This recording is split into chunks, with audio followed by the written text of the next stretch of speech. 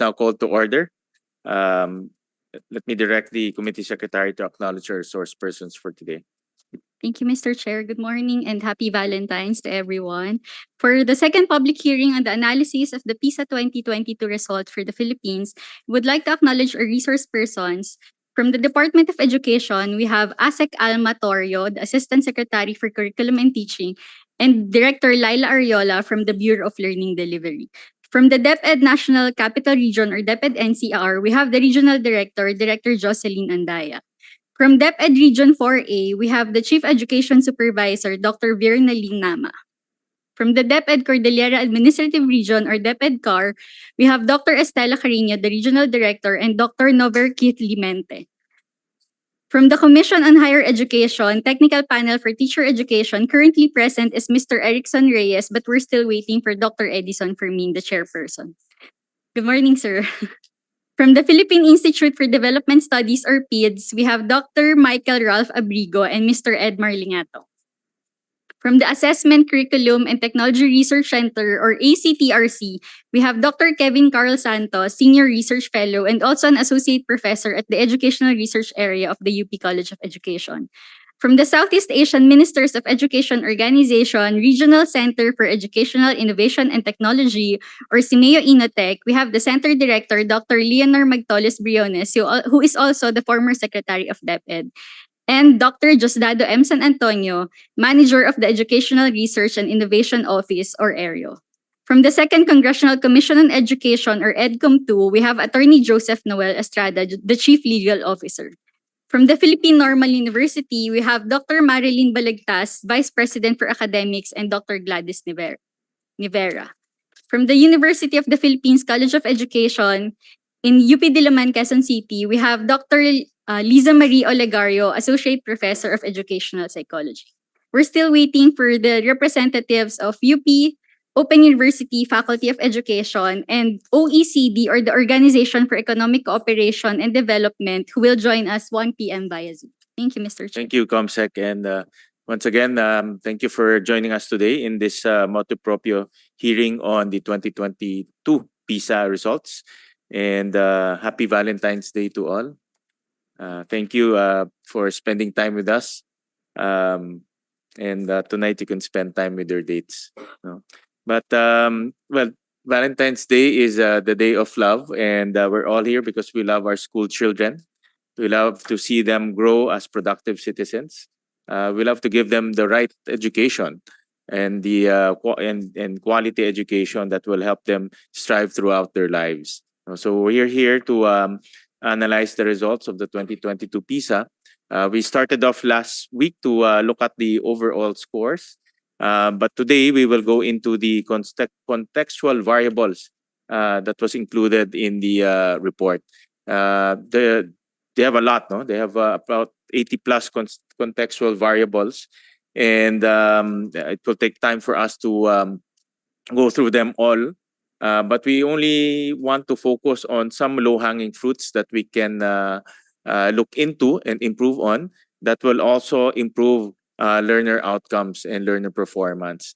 The PISA itself is very rich in information and data. And I encourage everyone to take time to go through the data, to analyze the data, to cross-reference the data so that we can find solutions, low-hanging fruit and solutions that we can implement and recommend to policymakers and to the implementers. So today we have chosen a few contextual variables that we want to focus on, and we would like to also ask DepEd some updates on what they have been doing to address some of those issues. And then we can also we want to also hear from our resource person as to their opinion on how we can move forward with some of those variables. So we'll start off with some good news. And this is, I think, consistent in a lot of our consistent last year and consistent last time and consistent this time, that girls outperform boys in terms of learner outcomes. And I'll show that slide. compared to the OECD average and even to other countries, Philippines is unique, and we should be proud of this because girls outperform boys in many of the subjects. No? But in this case, if you average all the scores, if you look at the overall scores, and we compare ourselves to other countries, we're actually girls in our country or girls who are going to school outperform boys. But I also saw some data, some information from the PSA, and I'll show this on the slide, that we also have one of the worst teenage pregnancies in our country. In fact, in 2017, 1 out of 10 um, 1 out of 10 um, 15 to 19-year olds um, become pregnant. And if they become pregnant, most likely they will stop school. And if they stop school, they will not gain knowledge to help them get gainfully employed. In 2022, that number has significantly gone down thanks to our advocates, especially with DepEd. But still, the number remains quite high at 5.4%. If you look at the number for the 15-year-old, it actually went up, no, from 0.5 to 1.4. So, in other words, even though girls outperform boys in our country in terms of academic performance, but a lot of them drop out because of teenage pregnancies. No? So I want to focus on this because definitely this is a societal problem, but we should also face this. And our schools being the catchment area for children, for school age children, I would like to inquire from DepEd, and I've read some articles on this. No, that DepEd has been focusing on this, not only this time, but during the time of Secretary Briones and even prior. What programs um, are we doing in our school system in order to address teenage pregnancies and prevent dropouts from happening?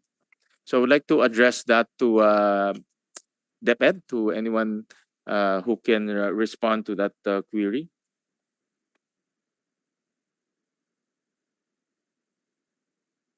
Sayang, because because girls outperform boys. If we can keep them in school, that would be the best case. No? They'll go to college, you'll probably um, get a college degree and be gainfully employed. But if they drop out, most likely they will never go back to school. No? So I would like to ask DepEd if what programs have they been doing in order. Yes.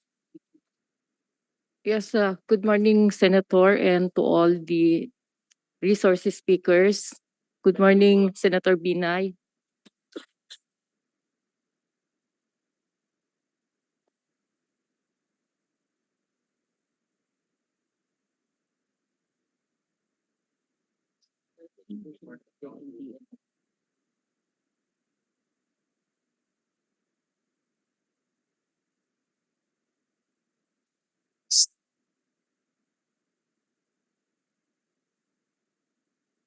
Hello? Yeah, Yan. Go ahead. Go ahead, Asek. Thank you again, Senator.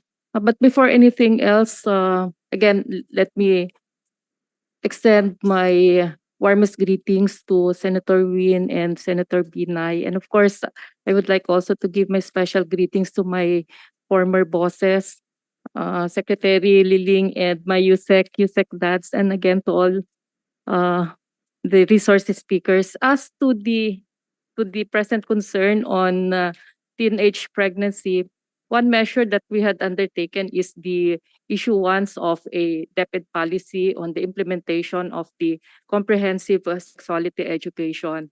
And in that policy, Senator, we had mentioned various learning areas where we can integrate the discussion on comprehensive sexual education, like in values education, in good manners and right conduct, in the health, and in TLE po.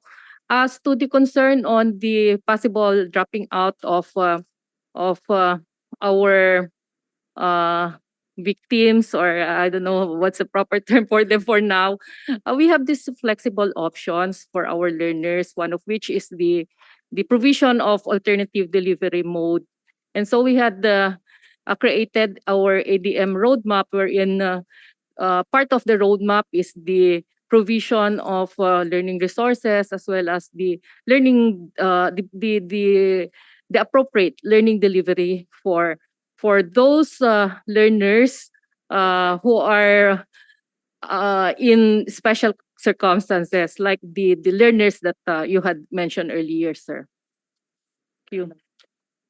Mr. Chairman. Kasi napag-uusapan na yung teenage pregnancy and yung ito yung mga 15-year-olds yung natanong sa PISA, di ba po ba? Yes, and noong 2022, we passed a law na ang statutory rape po is 16 below. Namomonitor ho nyo ba na itong mga pregnancy cases natin, hindi ito, ano nga ba yung tawag dun sa, kasi parang hindi kasama pag mag-boyfriend-girlfriend sila as part of the statute, yung Romeo and Juliet clause dun sa batas. But namamonitor nyo ho ba na walang abuse na nangyayari dito sa teenage pregnancies? Yung numero ho is very alarming. I mean, 19%, di ba 19% ho ata dun sa survey.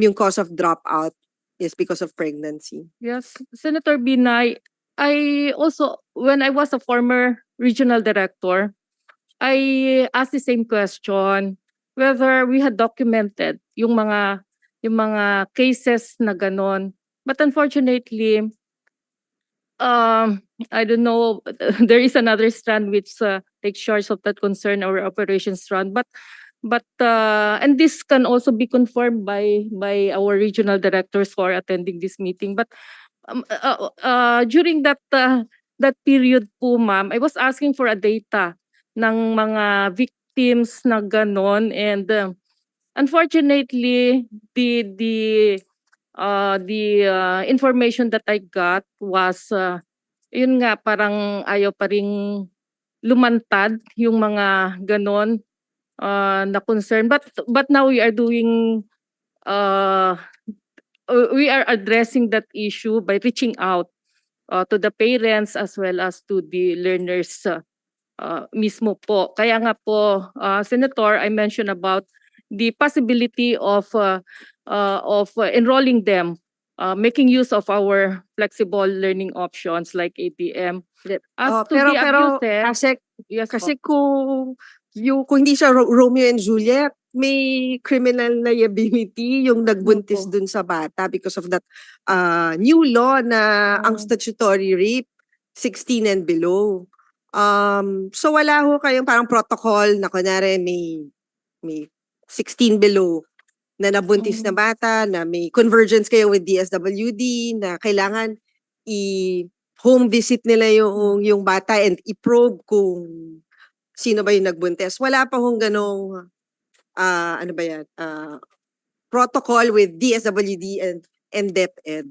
Senator, one thing I can mention is each school had created its child protection policy po. So perhaps that sexual abuse is one form of abuses po.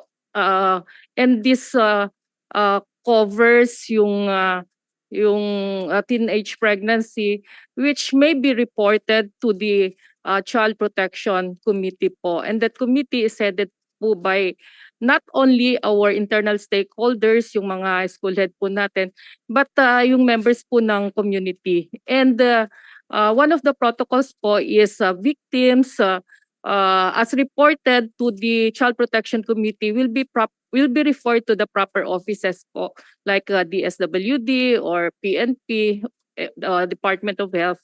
Ganun po, Senator. Thank you. Siguro, Mr. Chairman, it's for another hearing. Baka magandang tingnan ko ano yung implementation na itong pinasa natin na statutory rape. Kasi hindi lang naman ho ngayon, may naririnig din ako yung mga ospital ho, kinukwento nila na shock nga sila kasi may mga 14-year-old, 15-year-old na nanganganak sa mga ospital nila. Yun lang, Mr. Chairman. Thank you. Yes, Secretary Briones. Happy Valentine's, Secretary Win, and Senator Win and Senator Nancy. Senator Win, you had two observations. One is the fact that girls tend to outperform boys, 15-year-old boys and girls. We were faced with the same observation in the admission process at the University of the Philippines, which exhibited the same trend. And the former dean of the College of Medicine, explained to us that girls tend to mature and be more serious than boys.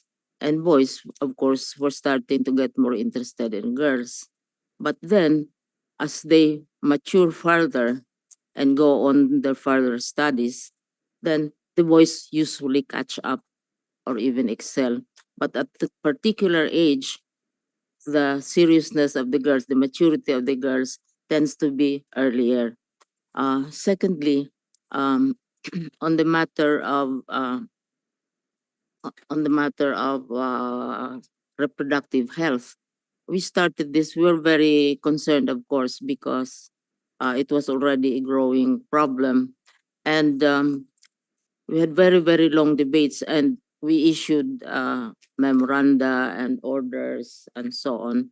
And the decision was really to include reproductive health and gender issues in the curriculum. But it also sparked a great deal of debates because there would be schools or heads of schools who would automatically expel young girls who get pregnant. And so we had to come out with a directive that pregnant girls should not be punished for their situation, and that they can continue and go back to school. And we also had huge debate considering our culture and our country and our faith as to how do you teach, what is the extent of the detail that you would engage in when you teach children reproductive health. And so it became also a contentious issue.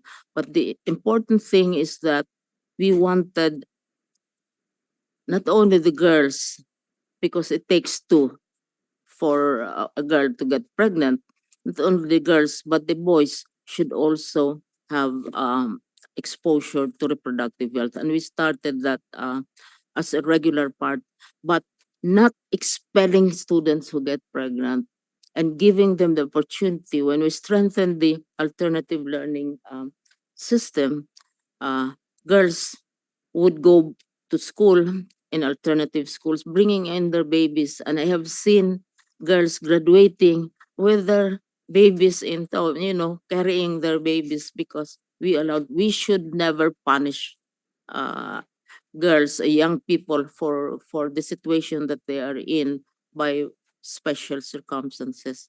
So we started that.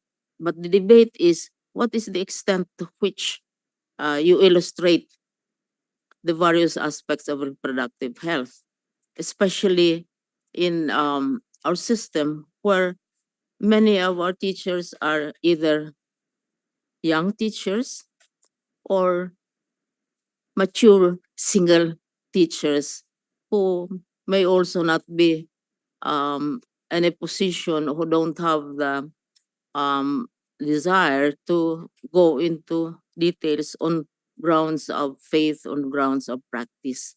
So I agree with your observation, Senator Nancy, that they should be looked into, because we can never punish children. A 15-year-old child is still a child, yes, and they can always come back. We have seen pregnant girls going to school in alternative learning systems. They graduate with their babies and so on, and they're given counseling Thank you. Mr. Chairman, yung reproduction, ano ba yan, yung ganitong topic ko ba, paano siya tinuturo ngayon? Part of science? Part of the science curriculum? I saw in this memo, it's integrated in all subjects. Is that how it works? Hindi siya standalone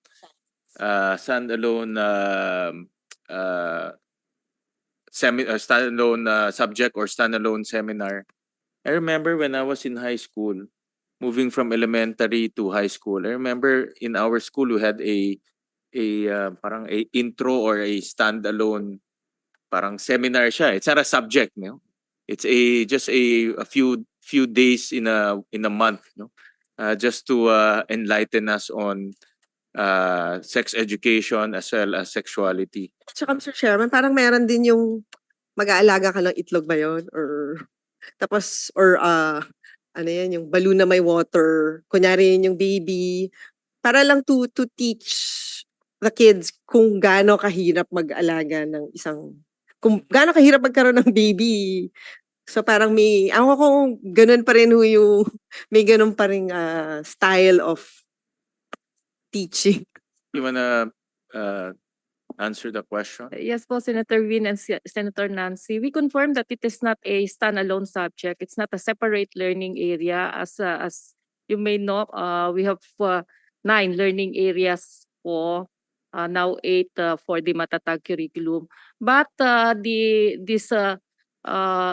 this issue is integrated in the different learning areas po. Like for example, yung reproductive system, so nandyan din po sa biology, sa science po. And then as early as kindergarten po, knowing about yourself, so it's part of yun po yung sa sex education. So yung mga important aspects po na yun po ay ini-integrate sa learning areas po. Secretary, you mentioned earlier, no, that's a good point na how extensive will be the sex education be, no, or sexuality in your memo, sexuality, no? How extensive, and was that question answered by DepEd? Because that's a very important question, no? Because of course there are sensitivities in this issue, but my thoughts on this is, number one, if there's a way to prevent this by teaching and enlightening our students in our catchment area, which is our schools, then we can prevent teenage pregnancies, or at least lower down the incidence of teenage pregnancies.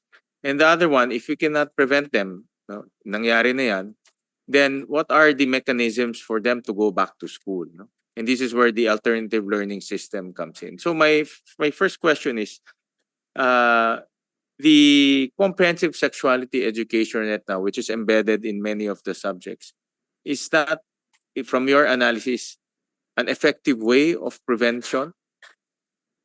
And then number two, are we tracking down? I think anecdotally, Secretary Briones mentioned that anecdotally we have some pregnant girls who are interested in going back. They've gone back. But have we tracked down, do we have any data to track down on how many teenage pregnant mothers or teenage mothers who have come back to our system through the alternative learning system? Do we have that data? So 2 questions, Asek. Yes, thank you, Senator. On the first question, we are very fortunate po, and thank you to all of you po sa Congress po, because we were afforded funds to train our teachers on comprehensive sexuality education. Noon po, and this will be confirmed by our former BCD or Curriculum Development Director, who is now the RD of NCR. We don't have funds for CSE, separate funds for CSE, and the funds is taken, the allocation or the provision of the funds to address yung concerns on the implementation of CSE, like training of teachers, provision of learning resources, and the like, is taken from yung basic education curriculum fund po natin. But we have partners like DOH, UNPF, and POPCOM helping us to address itong concern po. And this was discussed in one of the budget hearings. This was asked in one of the budget hearings. And so we were afforded funds to address yung provision of in service, sabihin ko na lang, in service or trainings for to train our teachers on the, yun nga, on how to integrate parang capability building to address the issue on comprehensive sexuality education, as well as the training had embedded yung provision ng relevant learning resources to address this concern po. So that's the status of our comprehensive sexuality education. And of course, we have to make true with all the provisions as contained in the DepEd policy on comprehensive sexuality education, which was issued during the time of Secretary Briones po. As to the concern of were we able to, are we are we able to track yung mga cases na ganito? I would like to make a rejoinder. Yung kanina po na sinabi ko that we don't have available data as far as my former region was concerned is yung mga victims po, kasi hindi po sila, iba hindi nga, buntis sila, alam namin na buntis sila, but some of them hindi nila sinasabi if they were, yun nga, they were abused, sexually abused. But as to yung mga school children who are pregnant, of course, alam na po naman natin yan. No? Very obvious naman po yun. And we have an office, a separate office in the department, the Bureau of Learning Support Services, who is one of the functions of that BLSS is really to support our learners. And as to the data po, we commit that we'll submit the available data for this po, Senator. Thank you. It's very difficult to track down who are the teenage mothers. No, I'll call them teenage mothers, whether they come to the fold or what's their background. But I'm happy to hear that there are teenage mothers coming back through alternative learning system. My recommendation is let's revisit the comprehensive sexuality education, whether it's sexuality education or sex education. No? Let's revisit this because nahinayang ako eh. Magagaling yung mga girls mga girls students natin eh. Magagaling sila eh. They outperform boys. And but if they are not aware of sex education, not aware of their bodies, not aware of the perils if they get pregnant early, then they will drop out and become full-time mothers. But the problem with that is they will never go back to school, or they will end up with no skills to get gainfully employed. So the way forward is to prevent. The way forward is to prevent. Now, as to what program, whether it's comprehensive, a standalone, let's revisit that, because there's a need to intensify that in our schools, in our catchment areas. And there's a need also to make sure that they are prevented from getting pregnant as early as 14 years old. Because they get... Oo nga. So if that happens, ano na talaga, we all know, they will stop school. So let's revisit. I recommend let's revisit and intensify. Because we have a great opportunity to keep them in school. And that's the goal. Mr. Chairman, I wonder lang, may difference ho ba? Mas common ba siya sa public schools compared to private schools? Or hindi pa nahihimay ho yung gano'n? And would the private schools have their own curriculum pagdating ho sa itong sex education, or may or pareho lang whether public or private?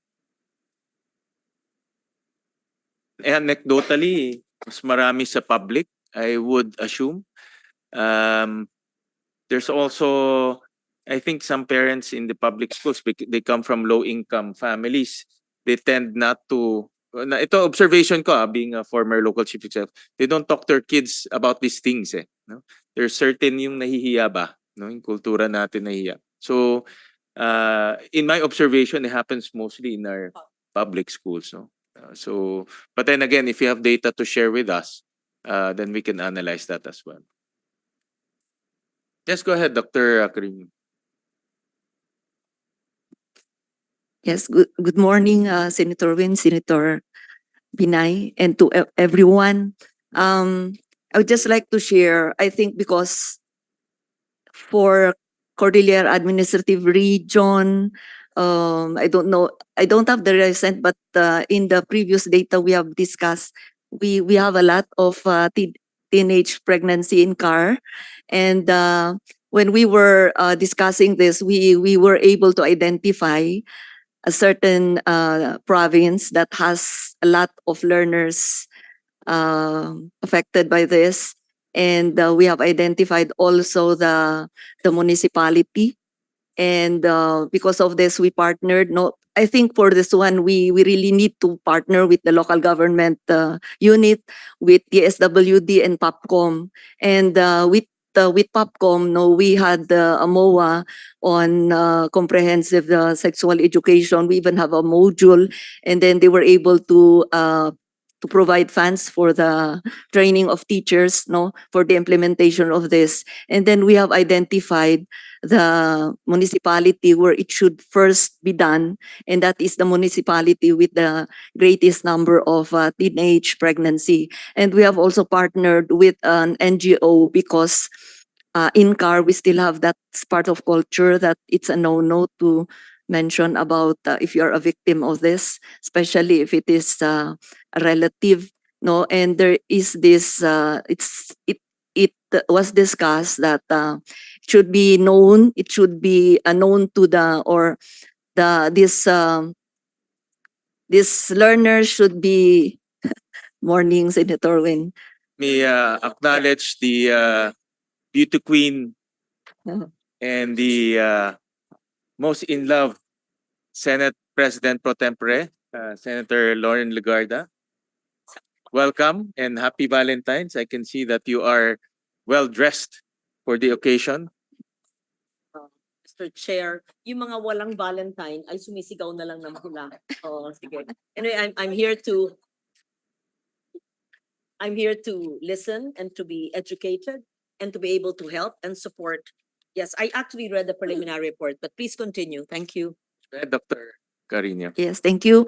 So I was mentioning that still, no, we have to admit that part of the culture when it comes to teenage pregnancy, especially if it is done by a relative, this is not reported, no. But at least there are some which are reported. Some are even solved amicably, which is not supposed to be. And this is what our information dissemination under the child's protection policy will have to be strengthened, so that these learners will have to know that they have the right to tell, and that DepEd is always there, and the other agencies like the SWD. We had cases of we already, with the assistance of the SWD and PNP, we had already filed a case, but it so happened that because the child, no, this was just a recent thing that happened, because the child was afraid, no, she didn't like to testify anymore, no. So we have cases like this, and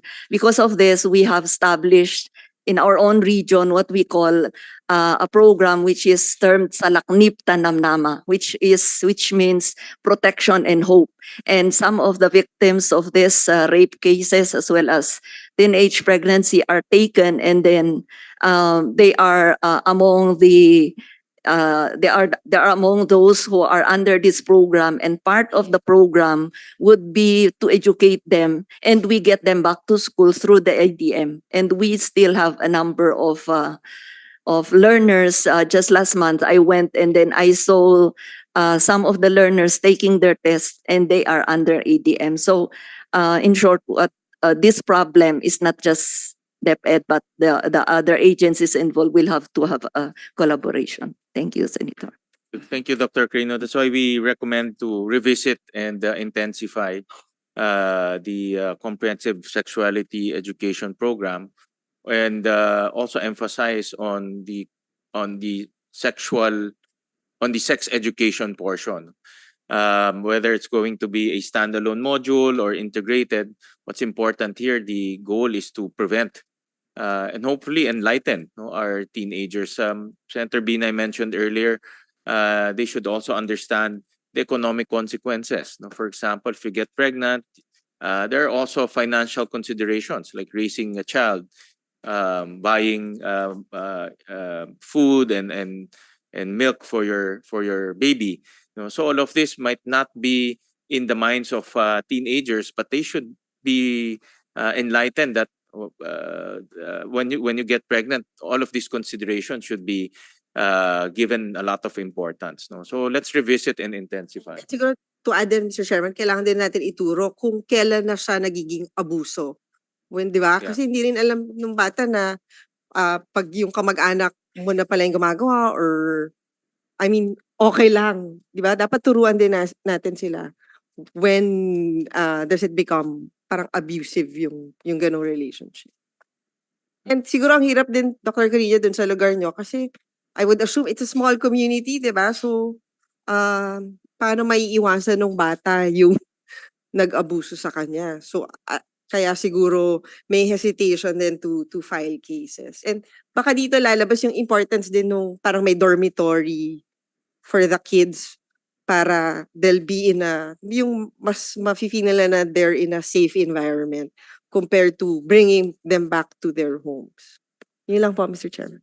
Thank you. Yes, Senator Mr. Licardo. Chair, I did not catch it whether the issue of sexual abuse among children, meaning below 18 years old or the 15 years old, is an isolated case in DepEd Cordillera region or in all regions, because we know during the pandemic there's been an upsurge in abuse, physical as well as online sexual abuse. So I know that this should go beyond DepEd and should be addressed by DSWD as well, by the IACAT, which is lodged under the DOJ. So it's a whole of government approach. My question is, among all the DepEd, NCR, Cordillera, do you have the statistics on where is it most prevalent, sexual abuse and teenage pregnancy? Do we have that? Is there a study? Are there reports from every region of DepEd regional directors of teenage pregnancies on one hand and sexual abuse either by people in the work in the school or by relatives or locals in the community? Do we have that, ma'am? At least in Cordillera, for example. Yeah, in the Cordillera, ma'am, we do have, no, although as I mentioned, it may not be all because others are not still reported. But we have the data because when we had the meeting with all the other agencies involved, no, they presented to us the data of the POPCOM presented the teenage pregnancy, and then when we were with the child's right, also those which are or who are abused. So we take note of the two distinct but also related issues: teenage pregnancy and understanding the nuances of their young body, and at the same time abuse, which may not lead to pregnancy but still abused domestically or within the community, right? Or could be also inflicted by those within the school. Yes, so perhaps that should be addressed, not just in the Cordillera region. Now, since we know the problem, what has the solution been? I'm glad to see Sec Briones here. Maybe during her time, was it as prevalent as now? Or did the pandemic and perhaps the utilization of social media cause an upsurge in this? And what, as educators, what are your prospective recommendations and solutions, Mr. Chair, to address this? I'm sure we did not just know it and sit idly by and witness it. You've done um, solutions within your power. And what is it that you want the Senate to do as a body, as an institution? And what kind of innovations and convergence do you want with DSWD, with the DOJ, even with the police? So we have a children's desk, children and women's desk, gender, and should you therefore teach sex education, not just for the children and the girls, women and girls, but also for the boys, so that they know what's applicable and what's not, what should be done and what's proper, and so that they could speak out. I know sometimes it's cultural, it's difficult, it's easier said than done. So could you, Dr. Carino, I know maraming duktong-duktong na tanong, just a brief answer po. Then perhaps Sec Briones, so that she can give us her view on during her time, how did she address it? Thank you, Senator Lauren. Good morning once again. As I mentioned, like the latest one, we had a problem on. There was a case with the help of the Child Protection Committee.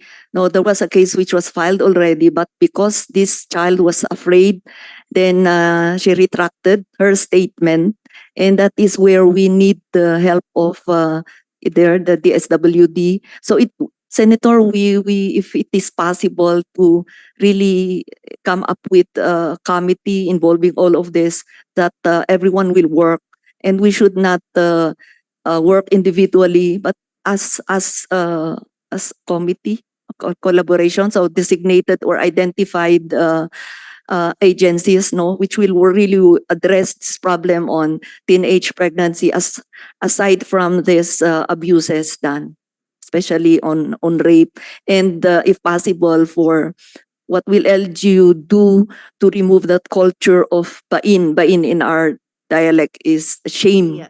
No, it's still strong in certain communities that they rather not report because of the term bain or shame. Bain, yes, ma'am. A province in the Cordillera are you from? I am from Benguet, but I go around. The bain thing is in the entire Cordillera, ma'am. You know which IP group do you belong to? I belong to the Ibaloy group. Ibaloy kayo. Yes, ma'am. Very good. Okay. Salamat po. Sec Briones, Mr. Chair, may we hear from Sec Briones, how did she address these issues when she was DepEd? Sec, thank you. Good morning, Senator Lauren. We have worked together on many gender related issues even before I was a government official. You asked, we have been discussing for the past 30 minutes Cordillera, but I think all of us are aware that it's not a special problem of Cordillera. It's a rising national challenge brought about by many factors. Why do kids get pregnant? You have the cultural part of it, of course, and you ask what we in the Department of Education tried to do. So we came up with the comprehensive sexuality order, which was signed during my time.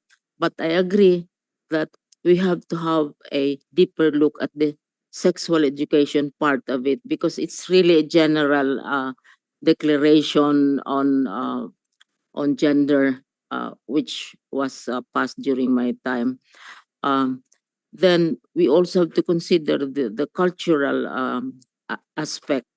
As I mentioned to Senator Win and to Senator Nancy a while ago, we had huge debates because the teachers are supposed to be the ones who will be handling these reproductive health sessions. But we have teachers who refuse to discuss these matters. And we have schools who also expel children who get pregnant, and then that becomes a problem. And we have urged, we have issued instructions that we should never expel a child who gets pregnant. Now we have their second opportunities through the alternative learning system. So also we thought there's the legal part of it. So you have instances of sexual abuse. If it is perpetuated perhaps by somebody from the school officialdom, etc., cases are filed. But these cases take a very, very long time. I had a situation where someone was accused, for example, of sexual abuse. It took 5 years for the case to be resolved. By that time, he had also abused five more people because he was a recidivist.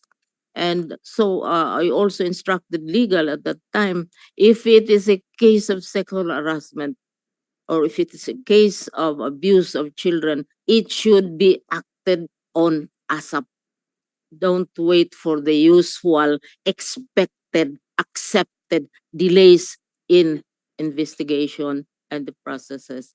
And this is what DepEd has also been engaging in. So I agree, Senator Lauren, that this is a whole of government approach. Now, you're asking, tumaas ba ang level ng teenage pregnancy before or after COVID or during the olden times, etc. Obviously, of course, it is rising. But there are several factors, and it is not only education's responsibility. Media, children learn more from mass media than perhaps even formal education, classroom sessions, where teachers absolutely refuse anything to discuss anything to do with sex and gender.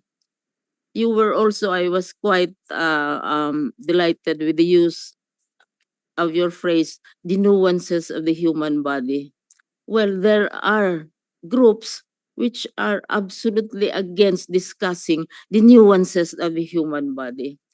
So you have to go by parables, you have to go by other ways, yung we say in Visayan, pasumbingay, just to describe what makes a girl pregnant and what makes a boy get a girl pregnant. So I quite agree that perhaps we have to take this more seriously. And then also overcrowding. We have this practice of relatives living together, boy and girl children staying together, playing together, and growing up together, maybe relatives, cousins, brothers, or sisters. So uh, this is a bigger issue since the problem of teenage pregnancy is also rising, and it cannot be solved with the Department of Education alone. It is societal. It is also population. It is COVID.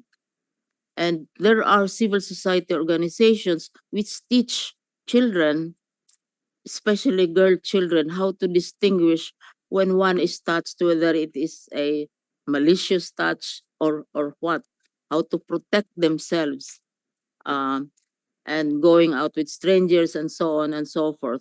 But these are not necessarily done on a national scale. And this, I agree, Senator Win, we need to review that uh, order which I signed before because it's very broad, and you picked a particular problem which is becoming more serious at this time. Thank you. Mr. Chair. Mr. Chair. Yes, we ASEC Alma and then Director Jocelyn, and we'll call on Dr. Oligario. We'll call on ASEC Alma first. Thank you again, Senator. Related to the concern of Senator Loren, um, as committed earlier po, the existing policy on comprehensive sexuality education will be revisited, and we will incorporate all the suggestions that we got from from Senator Win, Senator Binay. I just would like to mention po that one mechanism that had been installed or created in the department. This was done during the time of Secretary Liling and now is strengthened by our present secretary, is the creation of the Learners' Right and Protection Office. So we have this, if you will allow me po, sir, to just briefly read the function. Isang sentence lang po.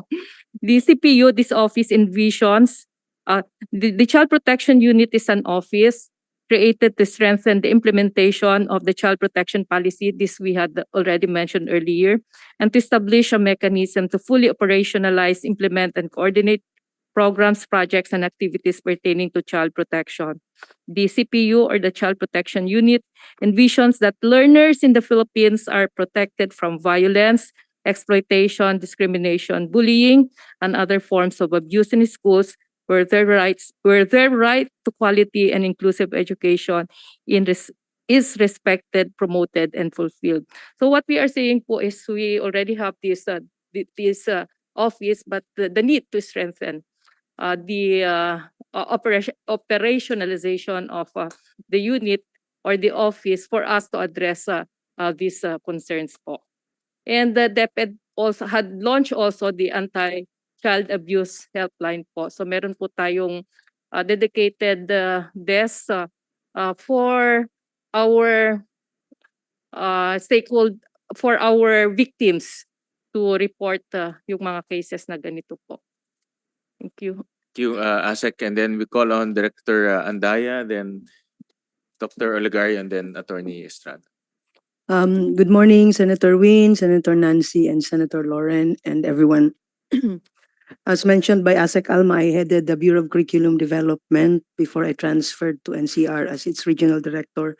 And during the time that I was there, it was already mentioned also that we were able to release the CSE policy and framework. There were many things that we were able to do in terms of policy, but that I would like to make mention that during the COVID pandemic, we were able to train virtually several parents, teachers, supervisors. We started with them because we know that in the report given by UNFPA and POPCOM, our partners in the DepEd Central Office, many teachers were reticent to talk about comprehensive sexuality education, not only because it's cultural, but it's also because of personal views and the like. And so when we looked at the core messages of comprehensive sexuality education, we made sure that several of these are in the curriculum, integrated in the curriculum. And so as early as kindergarten, there was already discussion of the different kinds of touch. So alam nila kung ano yung ibig sabihin ng ganitong paghawak and so on. Kinder pa lang po yun. And as they progress to the other grade levels, nagiging complex ang discussion ng comprehensive sexuality education. Now, Senator Lauren asked about what can we do to really focus on and address teenage pregnancy. One of the things that we did was to do the costed implementation plan, where we asked that a certain portion of the budget should be allotted for CSE in terms of really giving awareness. Okay, awareness not just to students, but more specifically to the teachers who will teach these particular core messages. And so we even were thinking about doing TV commercials and the like, just to highlight the importance and the severity of this particular phenomenon. And number two is, of course, educating the teachers. There has to be no let up, specifically in during the inset. And number three, as mentioned also by ASEC Alma, is that the schools should be able to track what these particular cases are. Because in DepEd NCR, for instance, we were not able to really disaggregate our data. We just know that there are sexual abuses. We just know that there's bullying involved and the like. But well, the way forward is, of course, for us to be able to track what these bullying cases are, and what abuses are being committed, and even how many teenagers are have become pregnant because of yeah. At the same time, also when I looked at the in terms of dropout, you were talking about it kanina, Senator Win. In NCR, there are more boys dropping out than girls, at least in NCR, for grade 12. Thank you. Dr. Olegario and then Attorney Estrada. Oo, Mr. Chair, magbibigay lang po ako ng idea ko anong pwedeng gawin. Lead po ako ng isang project with Save the Children Philippines. Nagko-co-design kami with public school teachers ng social emotional learning modules for very young children from aged 3 to 10. Ang maganda po sa co-designing, hindi nire-reject ng mga teachers yung sinabi ni um, Dr. Briones kanina na nahihiya yung mga teachers, no? So part yung co-designing na parang may training na siya, na nare-ready yung mga teacher kung paano nila i-approach yung topics. So this is social emotional learning, pero kasama doon yung social awareness na topic. At yung kasama doon yun nga yung nabanggit naman kanina na setting boundaries, for example, na nagdi-distinguish yung mga estudyante kung ano yung good touch, bad touch, and then kung nangyari yung bad touch, ano mga pwedeng gawin ng mga estudyante. So nasa classroom activity siya. And yung module na ginagawa namin ay pwede siyang i-embed ng mga teachers kung saan nila pwedeng ipasok. So may mga suggestions, ito pwede sa PE, pwede sa science, pwede sa kung ano-anong subject na pinag-uusapan. For example, sa science, di ba pinag-uusapan ang reproduction. Pero dahil nga yung doon lang tayo nakatutok sa reproduction, yun na yung pinakamagandang time na pag-usapan din yung ibang areas. Uso na naman sa DepEd ngayon ang integrative learning. So dun sa discussion ng reproduction, pwede nang pumasok yung for example, Filipino family, social responsibilities, responsible parenting, na hindi siya nag-start pag nanganak na. 'Di ba? Ang responsible parenting ay nag-start sa sexual intercourse.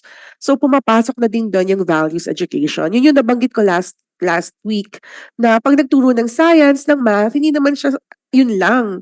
Pwede na siyang integrated with values education and other areas ng social studies, for example. Attorney Erap. Thank you, Senator Win. Magandang umaga po, Mr. Chairman, Senator Nancy, and Senator Lauren. Thank you, Senator Lauren, for bringing that matter up on student protection and student discipline. Senator Win, whenever the matter of student discipline and protection is brought up in any discussion, I'm always reminded by this landmark case of the Supreme Court highlighting the goals of education being twofold. One is to deliver relevant and quality education, and the second is student character formation. And the Supreme Court said that discipline is the means to achieve that second goal. Now, having said that, and in our consultations within EDCOM, Senator Win, especially last week, this also reminds me of the question, who is really in charge of student discipline and student protection at the level of the schools? And when we had this consultation with DepEd, there was a list of an inventory of ancillary tasks, for example, and in the 50 ancillary tasks, administrative duties, and officials in charge at the school level, there was no one in charge of student discipline specifically. And the presumption is it is lodged in the responsibility of the teachers. And as we all know, teachers are already overburdened with their academic duties. Well, of course, it's also their primary function. I think now in the discussions, it is also important that we look at student discipline and student protection, not only in terms of delivering the subject as part of the curriculum, but also implementing student discipline policies and protection, meaning students being accountable for breach of student discipline policies, being able to impose sanctions, having very deliberate policies on discipline at the school level, and who is in charge of that. And having said that, Mr. Chair, I'd like to offer a suggestion, of course, with DepEd to revisit the child protection policy, because the DO40 series of 2012, while it talks about student protection, child protection, that concept of child protection has already expanded with the law that you've passed in 2019, yung pong Safe Spaces Act. marami na pong concepts doon na evolve. Like for example, is not only protecting rights of girls and boys being unique by themselves, but also gender neutral policies, meaning protecting all forms of abuses, against misogynistic, homophobic, sexist slurs, for example, catcalling, violation of safe spaces. Lahat po yan should now be integrated at the school level, meaning calling the attention of students when they do this and they're not made aware that this is wrong, no? Bullying, and we've seen in the PISA results that feeling safe at and around the school really impacts student learning. So we have a very good law, 2019, the Safe Spaces Act. It should be, and it has also provisions very specific to the school level. I think we should also in EDCOM, we will try to look into the implementation of this at the school level. Meron pong child protection unit, but ano po yan eh, I think it's apakalayo na po noon, central office, but at the school level, who is really in charge? And nanganganak po ng issues yon. When teachers discipline students, they also open themselves to liabilities, to complaints. Ang nangyayari is, wag na lang silang mag-impose ng disciplinary sanction because they will be subject to complaints of parents. Because ang laging complaint po, while there is a child protection policy, there's really no policy also that protects teachers from imposing discipline policies, because they will always be viewed as, when they're also implement discipline policies, iba yung tingin sa kanila, galit sa kanila eh. So I think along those lines, maybe we can do some parallel consultations with EDCOM, and we also offer some analysis and evaluation also with the offices in charge within DepEd along these lines. Salamat po. Sir Lauren, and then we'll call on. Question, because I hope I misheard, because I heard Attorney Estrada say that no one is in charge of discipline. Did you say that? Yes, Senator, yung That pong is based on which report? dun po sa when we had an EDCOM consultation po Okay. last week. Let Yeah. me just state Apo. this. Because discipline must not be lodged in one teacher, one principal, or one class. Discipline it starts at home with the formative years of the child, the teacher, whether you're math or science or reading or religion teacher or art, discipline should be mainstreamed. Hindi ba? Coming on time. Teaching sanitation, respecting the physical desk, huwag kang vandalize, respecting your teacher, your authority, and your classmate, not copying in classes, going back after recess. I mean, so ang kinalakayan kong disiplina na tingin ko dapat hanggang ngayon paigtingin ay lahat. So to say na no one is in charge of discipline, perhaps you're referring to there is no single class or single teacher, because it is not how it should be. I think it was Senator Win who mentioned earlier, I heard it discussed 30 minutes ago, that lahat yan kasama. So to have a class for behavior and discipline, I think a misnomer, because every teacher, every whether extracurricular or mainstream, ang disiplina, lahat yan. Pati yung para-teacher, para-legal, kumbaga abogado, I mean, I'm talking about lahat. So to say that there is no one in charge of discipline, I would like to, with all due respect, correct that. Or if that is the view of DepEd, I will leave it to the body how to correct that and mainstream the teaching of discipline. Discipline with your body, discipline with your time, discipline with your work ethic, with your class, as a student, teacher, principal, office staff, DepEd staff, right? Discipline natin mga Pilipino na dapat tinuturo natin sa mga kabataan sa ating ehemplo at sa pang-araw-araw na eskwela, di ba? Kaya hindi siguro porke lang math teacher ako o science teacher ako, hindi ko tinuturo ang disiplina. Hindi. Kasi hanggang sa pag-intindi ng numero or pag-intindi ng siyensya or matuto ng English o Filipino ng ibang languages, ay parte yan ay disiplina. Di ba? Hanggang sa paghawak ko ng iyong paper at ballpen at computer, hanggang respeto mo sa nagpapahiram sa iyo ng mga gamit.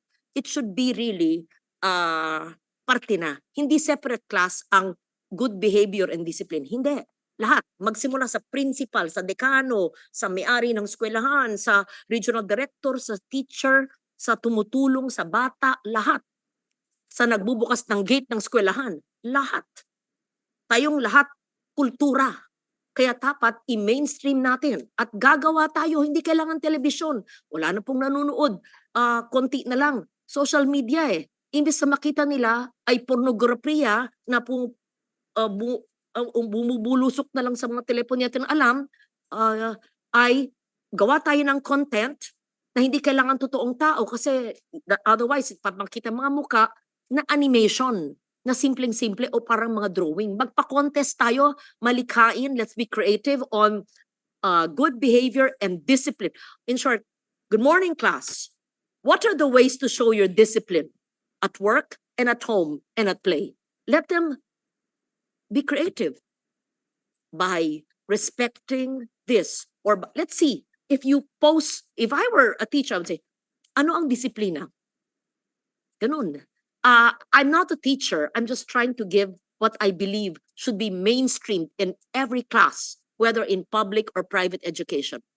Outside even of the educational sector, even us as lawmakers, all of us in our offices as leaders of our country, right? So to hear kasi, I was bothered when I heard there is no one in charge of discipline. That's scary to say that. So I need to correct that because you may say it in a forum, maybe in your view, or is that the depth and view, there is no one in charge of discipline, parang mali. Sorry I have to correct that kasi all of us are in charge of discipline. Each and every teacher.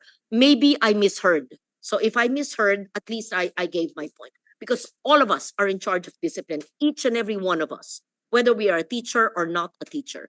Thank you, sir. Well, there's one legislated subject in our basic education system. That's the GMRC, the Good Manners and Right Conduct. And when you say good manners and right conduct, the underlying principle there is discipline. You can't have good manners and right conduct without discipline. So I think that's a legislated subject. So meaning the Department of Education is mandated to teach it, and I believe it's already rolled out fully in our curriculum.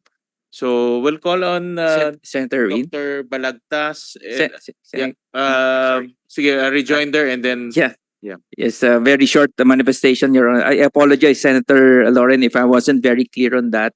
I agree that discipline is really the concern of everyone, in every stakeholder in the school, including the parents, the teachers. I was just bringing up the point po yung lack of in our consultation, there was really no administrative official at the school level, at least in the DepEd when we had the consultation, who is in charge of centralized student discipline policies in the school, implementing it to guide everyone, to guide teachers, to guide parents. Para pong equivalent sa prefect of discipline po halimbawa sa private school or a discipline office, parang ang lumabas po guidance counselor ang tinuturo po na opo. I Sorry, yes po, to Senator. say that no one is in charge, I will not agree. Kasi I came from private school, pero yung principal, tapos yung panahon namin, yung head teacher. Ganun hindi pwedeng no one to say that there is no one in charge of discipline or no one is in charge. Mali na naman yun Kasi may hierarchy yan Yung principal, hindi ba? Principal. Pero syempre hindi kaya nga lahat kaya ng principal. So yung head teacher, anong tawag nun yung head teacher, yun ang taga-disiplina. Pero lahat nga ano man ang tinuturo mo, ang disiplina ay nakaukit na dapat sa ating kultura. Ganun. Okay. Thank you. We'll call on Dr. Balagtas and then Dr. Fermin. Good morning to our honorable senators and to everyone. I just would like to share the findings of a phenomenological inquiry that was conducted by a graduate student in PNU who is specializing in guidance and counseling. So a thesis was done on this, which documented the academic lived experiences of 10 teenage mothers in senior high schools. And these are senior high schools from public schools po in 3 regions, Region 2, Region 4A, and NCR. So in this study, the student documented the struggles to motherhood, interpersonal relationship issues, and rebuilding new ambitions of these teenage mothers. And the study has shown that all these teenage mothers have high level of motivation to finish their studies for them to give a better future to their babies. However, the teenage mothers interviewed admitted that they prioritize their babies' welfare over their education. And this study recommended that the schools should strengthen their guidance and counseling services, that parents should also be educated or informed, or maybe through PTAs, that these parents of female young mothers be trained as to how to deal with them. Okay, aside from the inclusion of sex education in basic education and strengthening GMRC, that parents need to be assisted to on how to deal with their daughters who are young mothers. So po yun, that's a phenomenological study, which means that the actual lived experiences of these 10 senior high school young mothers were documented. Thank you. Dr. Fermin? Thank you, Mr. Chair. A lifetime ago, I was the first principal of Marinol Miriam College High School, the very first male. And I think they learned their lesson not to appoint any other male principals. No, just kidding. Meron pong isa pa, but managing another campus. But I want to share with you that relative to what our esteemed chairperson identified as a problem, I think we need to listen to the stories of institutions or networks of institutions who found the answers to making girls in STEM work for the Philippines. In 2013, the US government, particularly the Embassy of the United States in Manila, invested in our high school to lead Project Cogent. This is the cooperation for girls' education, nurturance, and teaching, which convened the remaining schools for girls in the country. And what we did was to actually find out what's working in terms of rearing girls and their STEM consciousness, and identify how parents are also involved in the process, and more importantly, school personnel, from the leaders to the guidance counselors and teachers. We ended up identifying some very concrete measures to ensure that the engagement of girls in STEM disciplines becomes higher, because we are losing our edge in this area. While many Filipinas are actually paving the way for excellence in STEM disciplines, the lack of role models, or how these excellent STEM discipline people eventually become role models to young kids, we're not maximizing. A few foundations converted the narratives of these STEM women champions, L'Oreal, for example. But I think we need to scale this up, and it's very easy. You know, telling the story of a woman scientist is actually very inspiring. And from there on, we can find out how their parents, how their schools actually rear them. And so I think my colleague, Attorney Estrada, will also agree that the Coordinating Council for Private Educational Associations has been able to document a lot, not only of student discipline, but student wellness practices that enabled girls and young women to really manifest the kind of brilliance they have in STEM. And I'm speaking about this from not only lived experience. I spent 7 years, no, I stand corrected, 7 years as educational administrator and 18 years as a male administrator in an all-female context, reaching out to even mixed gender organizations here and abroad. Thank you, Mr. Chair. Thank you. Dr. Padilla? Okay, thank you, Senator. I was supposed to say this in relation to the discussion on improving sex education, for example, and making our schools really safe spaces Coming from my discipline in the field of reading education, I would just like to tell everyone, especially our colleagues in DepEd, that a way to shoot several birds in one stone is to look at what is already available in our market. So if we're looking at, for example, creating awareness among our children at a very young age, and we believe we should, no, we should start them young, so to speak, and awareness of their body parts, for example, awareness of what is touchable and what is not touchable. So we have local storybooks, no, and stories can be powerful ways by which to communicate otherwise quote unquote taboo and sensitive topics. And from the top of my head, I can name, for example, Ako at Ang Katawan Ko at Ako by Ogie Rivera. It even has a song, and there's a short video uploaded in YouTube. You have Ako Ay May Kiki, Ako Ay May Titi. You also have, moving on to gender and sexuality, Ang Bonggang-Bonggang Batang Becky. You also have I Like Wearing Rainbows. And then you have for acceptance and the changing, evolving notion of family, dalawa ang daddy ni Billy. Ikaklit sa aming hardin, so two mothers. Okay? And we also have, no, to continue on this topic of creating safe spaces and discipline. For example, we have also the story Apolacos, which is connected to bullying. So we have all these books that are readily available. They're not very expensive. And I know that local publishers actually give discounts or even donate to schools. No?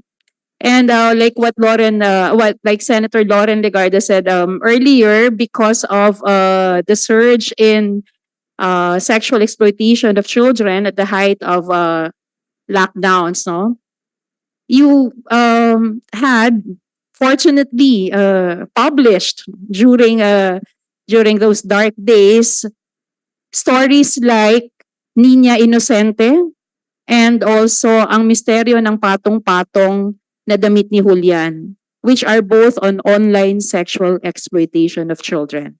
I personally know, for example, the author of Ang Misteryo ng Patong-Patong na Damit ni Julian. She actually donates half of the copies. She self-published it and donates half of the copies because there has to be awareness among our young people. And this would help them feel safe in school. And as the PISA 22 and earlier results have shown for the Philippines, safe schools or a feeling of safety in school actually matters and is correlated significantly to performance in PISA. Thank you, Dr. Padilla. And I think it was Dr. Abrigo, and then Dr. San Antonio, and then Dr. Lugra.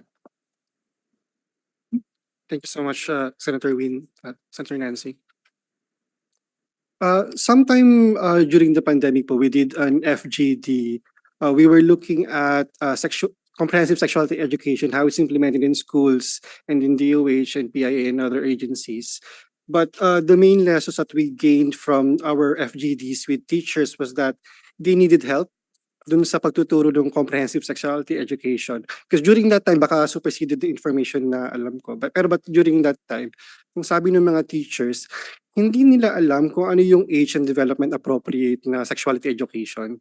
Tapos tinanong namin, nung diniscuss namin sa kanila, ano ba yung age appropriate, development appropriate, ginagawa namin yan pero pahapyaw.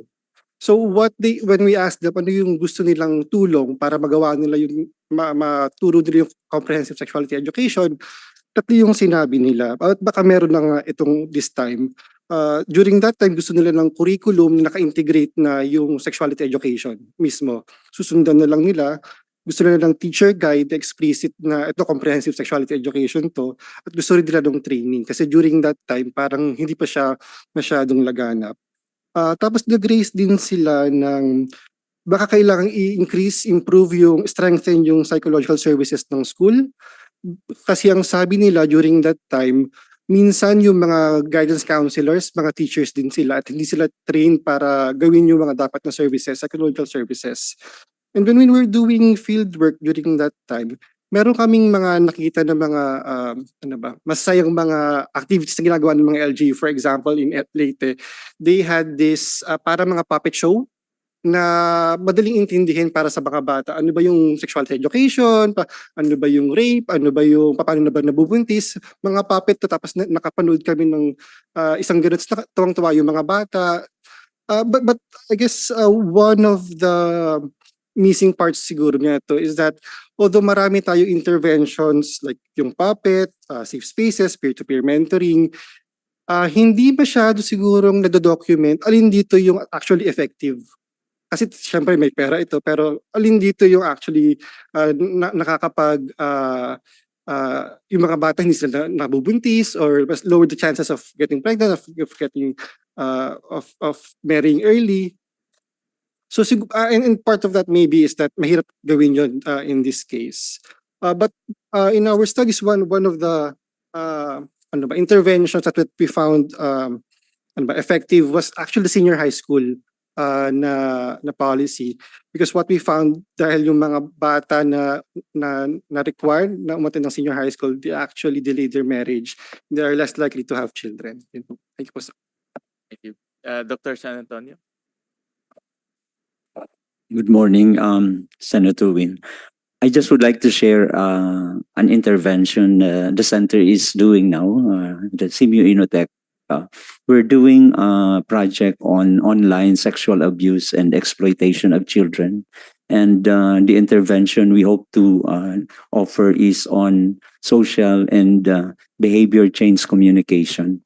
We're at the early stage of the implementation of this research and development endeavor, Senator Win, and I hope perhaps by after 12 months you'll be able to provide initial findings. We believe that the reality of online sexual abuse and exploitation of children goes beyond the COVID-19 pandemic, considering that learning is going to be heavily influenced by technology. So we feel that this is something also very relevant to our need for the children and the whole community to understand how to deal with online sexual abuse and sexual abuse and exploitation of children. Thank you. Mr. Chair, 3 points tuloy dahil sa mga recent na sinabi. No? Yung first point, yung what is effective. Dapat kasi, alam ko naging mahabang usapin ang sexuality education. At alam ko ang church ay medyo hindi pabor sa sexuality education. Pero ang kailangan harapin natin ang realidad na ang mga bata ay nanonood ng porn. For example, sa grade 3 students ko natutunan, ang RedTube. Sabi ko, ano yung RedTube? So, in-access ko, na-shock ako. So, beyond sa mga napanood kong XXX nung bata ako. So, ganung level yung exposure ng mga bata. Kaya, may mga studies, hindi ko lang ma-cite yung mga studies na to, pero ang pinaka-effective na approach daw ay yung straightforward approach. Sasabihin mo talaga straight, ito yung mangyayari, ito yung nasa isip ng mga lalaki, ng mga babae, yung empathy levels so straightforward approach. Kasi sasabihin natin na, huwag kayo mag-engage sa sex. Yun daw ang pinaka-least effective, So, that's for that question. Another one, I'd like to re-emphasize yung co-designing of modules. Kasi yun nga, yung sinasabi na ng mga teachers, di ba, hindi namin alam ang approach. Di ba? So, pag nag-co-design tayo, yun merong sa presentation ko kasi, sinasabi na, kunyari, where teachers have weak pedagogical skills or subject knowledge, providing scripted teacher guides. No? So, this is what we did. No? Nag-co-design kami. Hindi yung parang ipapasa lang namin sa teachers yung module. Gawin niyo yan. Diba? Kasama yung mga teachers kasi ang mga teachers naman na nagpo-provide ng context. Ito yung mga bata ngayon. So nalalaman ko nga yung mga bata. Ang ganda na pala yung mga bata ngayon. Mahilig sila sa weight lang. No? So that one. Another reality rin, no? Gusto ko namang supportahan yung walang nag-handle ng discipline. Yes, it's true na ang trend ngayon is positive discipline. So all teachers should know that. No, that punishment is the last resort. But there are those who don't follow, for example, the rules. Di ba? Yung mga truant, di ba? Yung mga nagka-cut ng class, no? Ang stories nito, yung mga teachers ang humahabol sa mga estudyante. Yun yung dagdag trabaho ng mga teachers na dapat hindi na sila yung gumagawa. So, realidad ito, na number one, kailangan ng schools ng guidance counselor. Yung guidance counselor nagiging discipline officer, eh hindi nila trabaho yun. No, yung guidance counselor nagtuturo. Actually, kulang na kulang ang guidance counselors natin sa schools. Tapos totoo yung sinabi kanina na walang discipline officer. So, paano na naman ma-address tong mga kung ano-anong ginagawa ng mga estudyante na despite what the teachers are doing na ini-implement nila yung positive discipline, meaning hindi naman natin talaga ni-discipline na yun nga punishment is the last resort. But there are students who need to be punished for whatever they did. Like for example, bullying. 'Di ba? So kaya nagkakaroon ng difficulty ang schools dahil nga kulang ng guidance counselor and discipline officers. Yun lang po. Thank you. We're a good way segue. It's a good flow.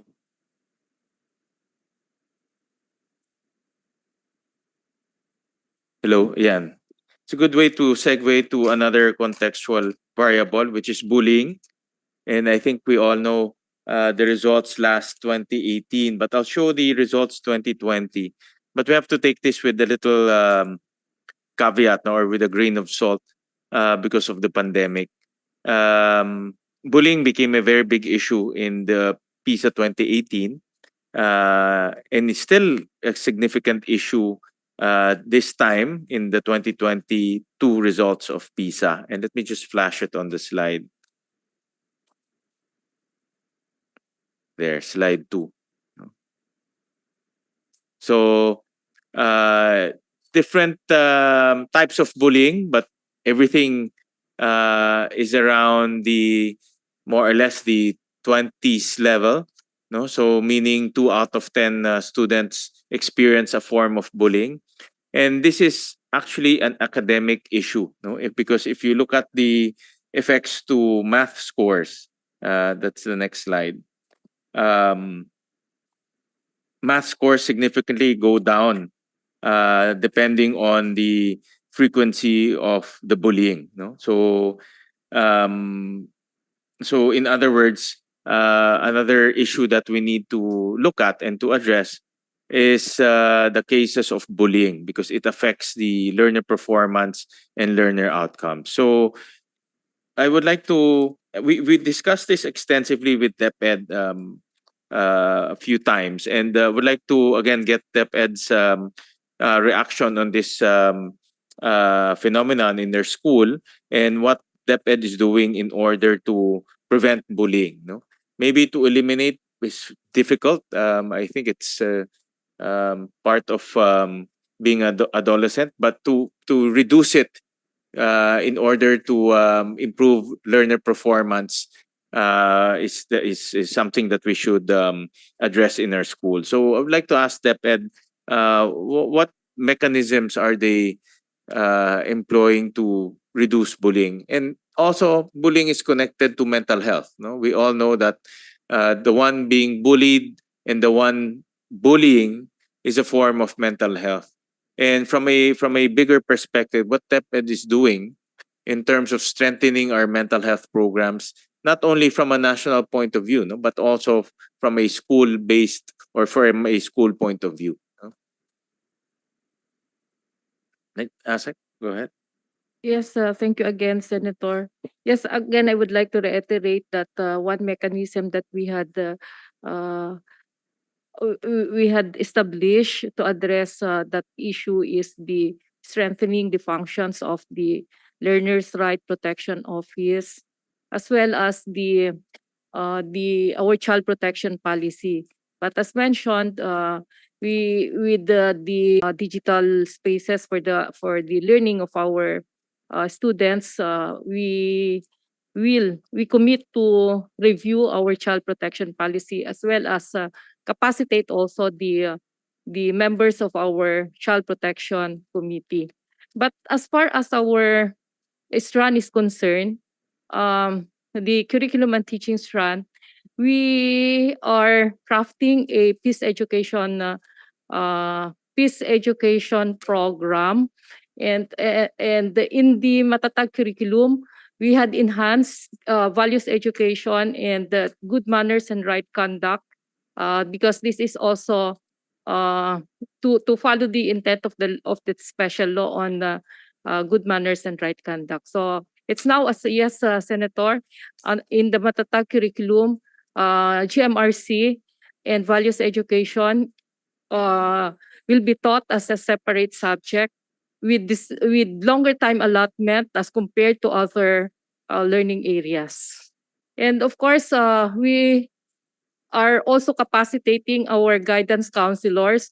Yes, as mentioned, we don't have a separate item or position taking charge of the discipline, but we all recognize that teachers, that discipline should be embedded to all the school officials and school leaders. And we had conducted a training on positive discipline po.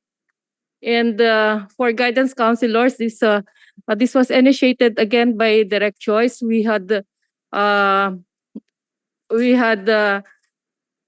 came up with modules for our guidance counselors. But of course, another concern is the unfilled positions of our guidance counselors. We have available guidance counselors items, but because of that special requirement for them, that they be. I know that there is a pending bill on that, Senator. But yes, we recognize that one concern is the availability of guidance counselors. To the licensed guidance counselors to fill up our available guidance counselors item po. Well, we're happy to report that the Senate has approved that mental health, basic education mental health bill that will improve the salary structure for guidance counselors, bringing it up. At the same time, we're also allowing psychologists to perform counseling functions in our schools. And we're also distinguishing those who are registered and those who are not registered, so that we will improve the pool of counselors in our school. So we're working to get that approved. But in the meantime, I saw in your 2024 budget that there's a program for mental health. No, I think this is probably the first time, if I remember it correctly. There's now a improved budget of about 210 million for mental health programs. No, I'd like to ask DepEd. First of all, is the 200 million enough to address mental health issues? I can see that Secretary Liling shaking her head. So, and then if that is not enough, and I agree with Dr. Ling. How much do we need in order to address mental health issues, to include bullying? Because in our past hearings, experts narrated through this committee that we should also look at the ones bullying as a condition of mental health, no? And we should also address and also talk to them, and why are they doing bullying, no? And see how we can also reach out and address their mental health condition. So bottom line is it's a mental health program, no? Not only a disciplinary program through our guidance counselors, but also a mental health program. So I would like to ask DepEd, how much do we need? No, if the 210 million is not enough, how much do we need? And at the same time, what programs are being considered under this new allocation of 210 million? At the outset, Senator, DepEd would like to thank the Congress for that allocation to address our mental health concerns. My apologies, Senator. I would like to mention that there is another office taking charge of this, and I do believe that our ASEC Dexter Galban had actively participated during the discussion of that pending or approved bill. We will relay or convey. We have with us our LLO office who is taking note of all the proceedings here and all the deliverables that we need to submit after this meeting po. So this concern will be relayed to ASEC Galban po. But just to mention po that again, I would like to mention that during the time of Ma'am Lilim, prior to the opening of our face-to-face classes, we had conducted the trainings to address yung mga mental health concerns ng ating mga teachers as well as our learners, and not only trainings but we had provided them modules po. At ito po ay tinuloy-tuloy po ng ating mahal na kalihim, and again, we had strengthened the functions of the Bureau of Learner Support Services to address these concerns po. Senator, thank you. Thank you. Dr. Carino on this topic. Yes, Mr. Chair, thank you. Yes, thank you for that amount, but probably one thing that will have to be considered by DepEd, especially by BLSS, would be no amount of fund will be enough if it will be given or downloaded looking at looking at bullying as a general problem instead of to all. I mean, the specific problem per division, per school should be taken into consideration so that when the funds will be downloaded, it should not be accompanied by too much guidelines, because I would believe that bullying in different schools would be of different kinds.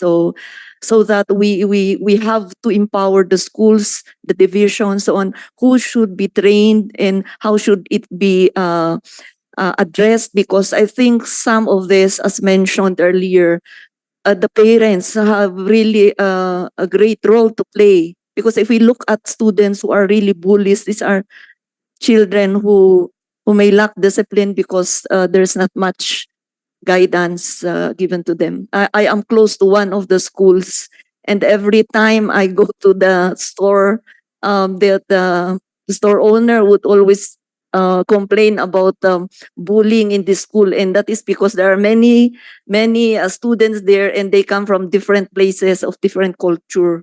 So I think it's really important to also look into how to help these parents, Mr. Chair. Thank you. Thank you. Yes, Secretary Ling.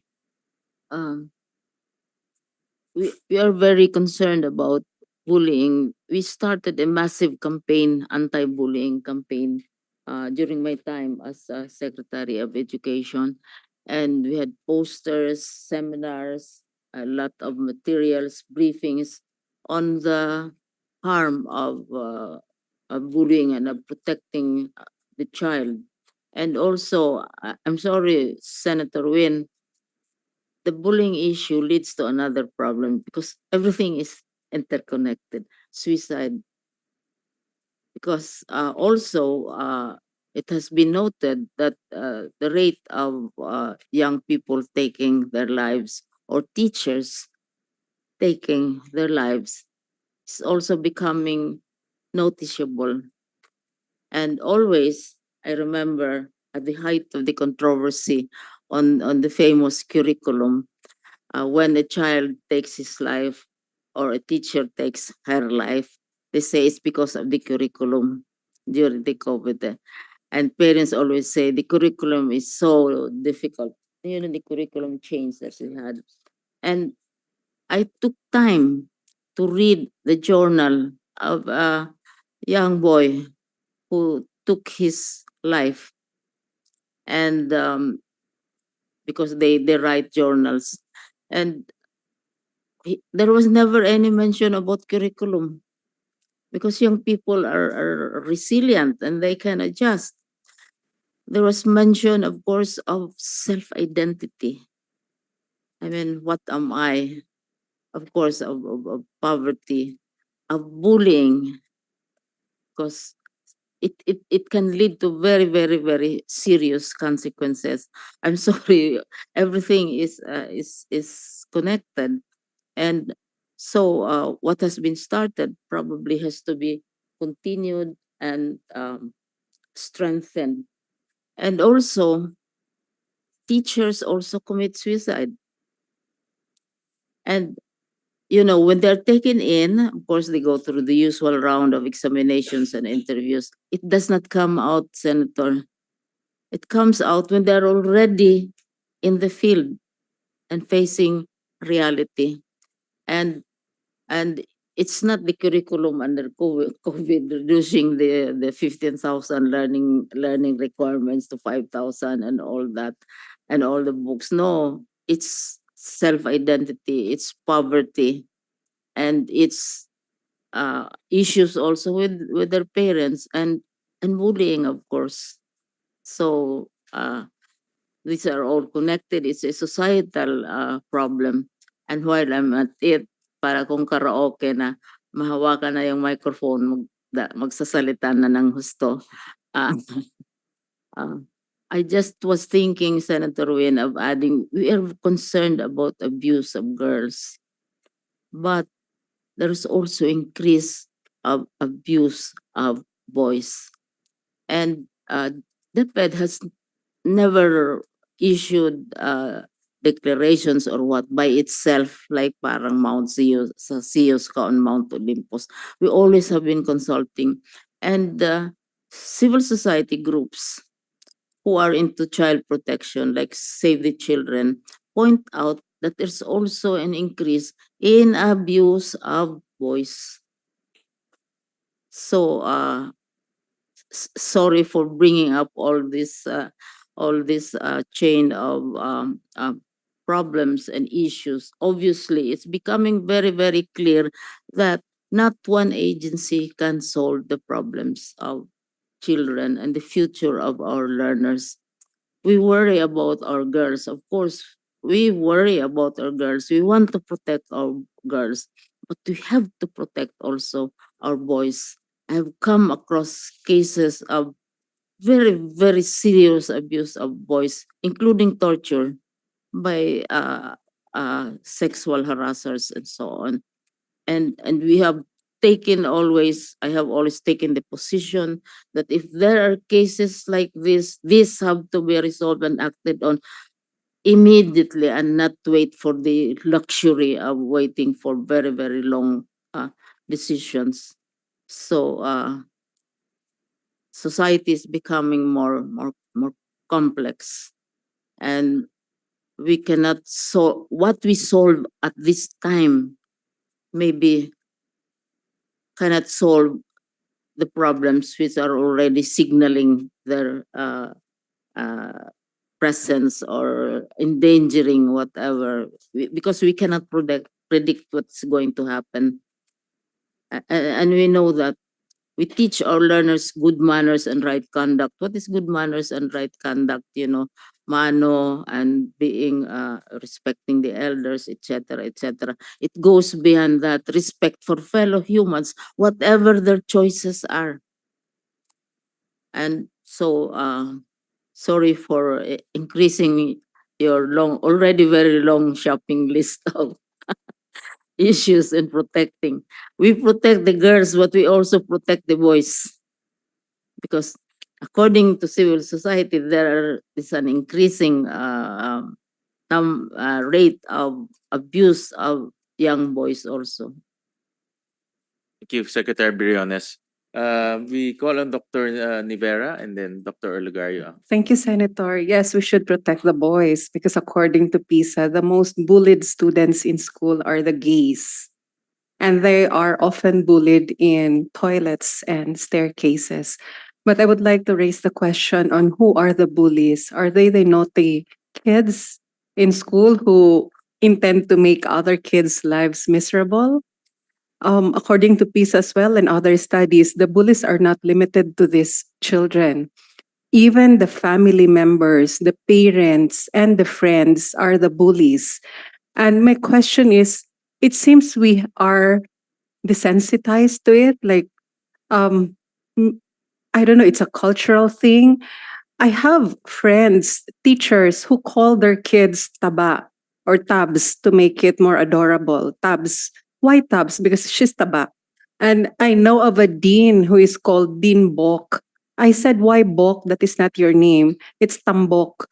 So body shaming within the family. And we think it's okay. And then we call people by their disabilities. Panot or pilay halika dito or and we think it's fun. We think it's cool. It's okay. And then we teach everyone um, to take it lightly. Oy, wag kang pikon. Hindi talo ang pikon. Kailangan ganyan. So I think it's high time to raise these issues and become sensitive to them. Na maybe we can have social media blitz on this na hindi tama ang ganyan, hindi acceptable ang ganyan. Nasa pamilya mismo kung tawagin mo o asan si bakla, asan si ganito. Dapat we put a stop to it and we have to also teach the teachers to spot these cases na hindi yan nakakatuwa, hindi yan nakakatawa. These are cases of bullying, hindi lang masyadong halata, but there are so many teachers who are bullies themselves. And parents. Thank you. Dr. Olegario. Mr. Chair, two points naman ngayon. So one is yung educating, if a follow-up ko lang yun, educating is not only coming from schools. Yun nga, the mass media is also responsible for this. Powerful nga ang mass media to educate people. Marami tayong kailangang educating na gamitin, no? For example, in Singapore, nakakita ko ng mga commercials, no, educating the people about dyslexia, a lot of things. Nandun na siya about depression and all these things, no. So, malaki ang role ng media, not only schools. Second point naman, Mr. Chair, di ba nag-focus na tayo sa reading literacy, mathematical literacy, scientific literacy. But there's another important no, na very relevant sa PISA, yung social emotional literacy na kailangan talaga ng bansa natin. No? So yung social emotional literacy, naka-connect siya sa well-being. Naka-connect din siya sa values education, including peace education.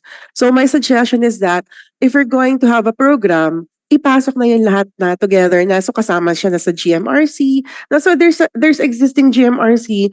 Mas magandang approach niya na pasok na yung social emotional literacy. Kasi kasama na rin din yung classroom management, for example, ng teachers. Sa social emotional literacy kasi, ang magandang emphasis niyan when it comes to bullying is empathy. No, kasi hindi naman lahat ng mga bullies ay meron ng, for example, ay disorder, mental health disorder. Although some are undiagnosed na to have conduct disorder. Conduct disorder kasi yun eh. Na yung nananakit ka ng tao, sinusunog mo yung gamit ng ibang tao. No, pero yung low level ng bullying kasi ay kaya nagagawa ng mga bullies yung pambubuli nila ay dahil group bullying. No? Nagkakatuwaan lang yung mga kaibigan. Kaya nagmi-misbehave sila. So yun ay madaling makorek sana kung educating nga no ng empathy. Kasi yung empathy, yun ang focus ngayon ng values education eh. Na pag na-develop kasi ng mga estudyante, ng mga tao, ang empathy, nagli-lead yun sa pro-social behavior. Hindi kita tatawaging taba kasi ayaw ko rin namang tawagin akong taba, 'di ba?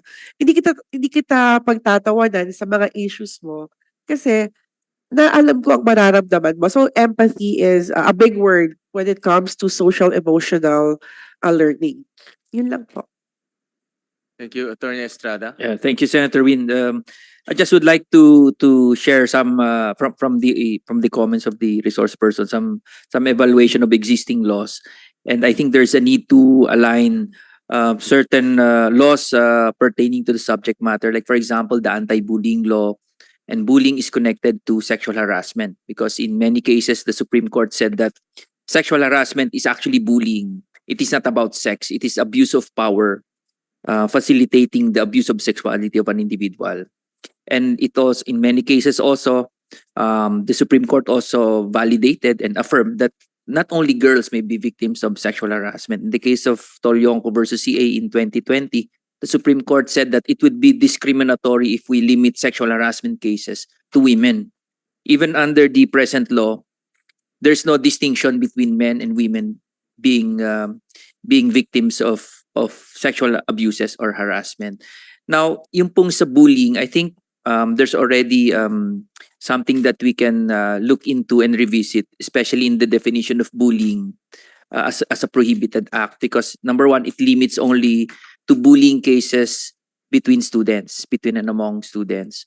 It doesn't cover bullying of adults, of a child, or any member of the school community aside from the students. So maybe that is something that we can look into to expand so that we address bullying not only in looking at it as a prohibited act, but as a cultural thing. As mentioned earlier, it happens in the community, it happens outside, even at homes.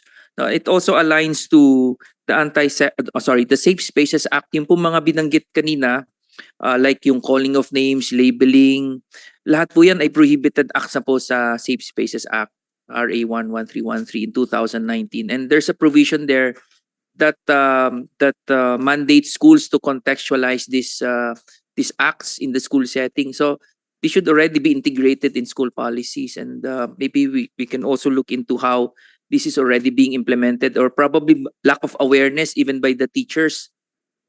Kasi yung like green jokes, nakalagay din dun sa Safe Spaces Act, bawal na po yun.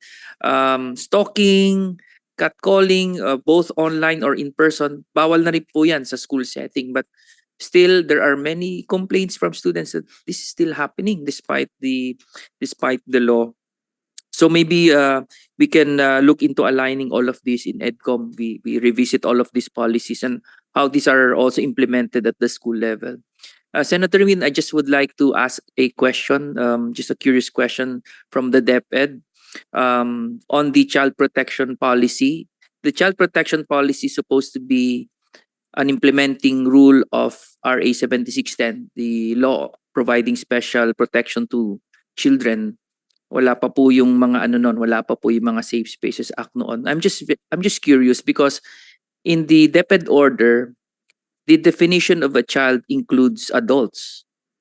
I just would like to, because now we're strategizing, we're coming up with strategies at the school level on how to protect children being unique in their being a child as compared to adults, or as distinguished from adults. But just very curious, there's in the definition of a child there, it includes those who are adults or 18 years of age or over, as long as they are in school.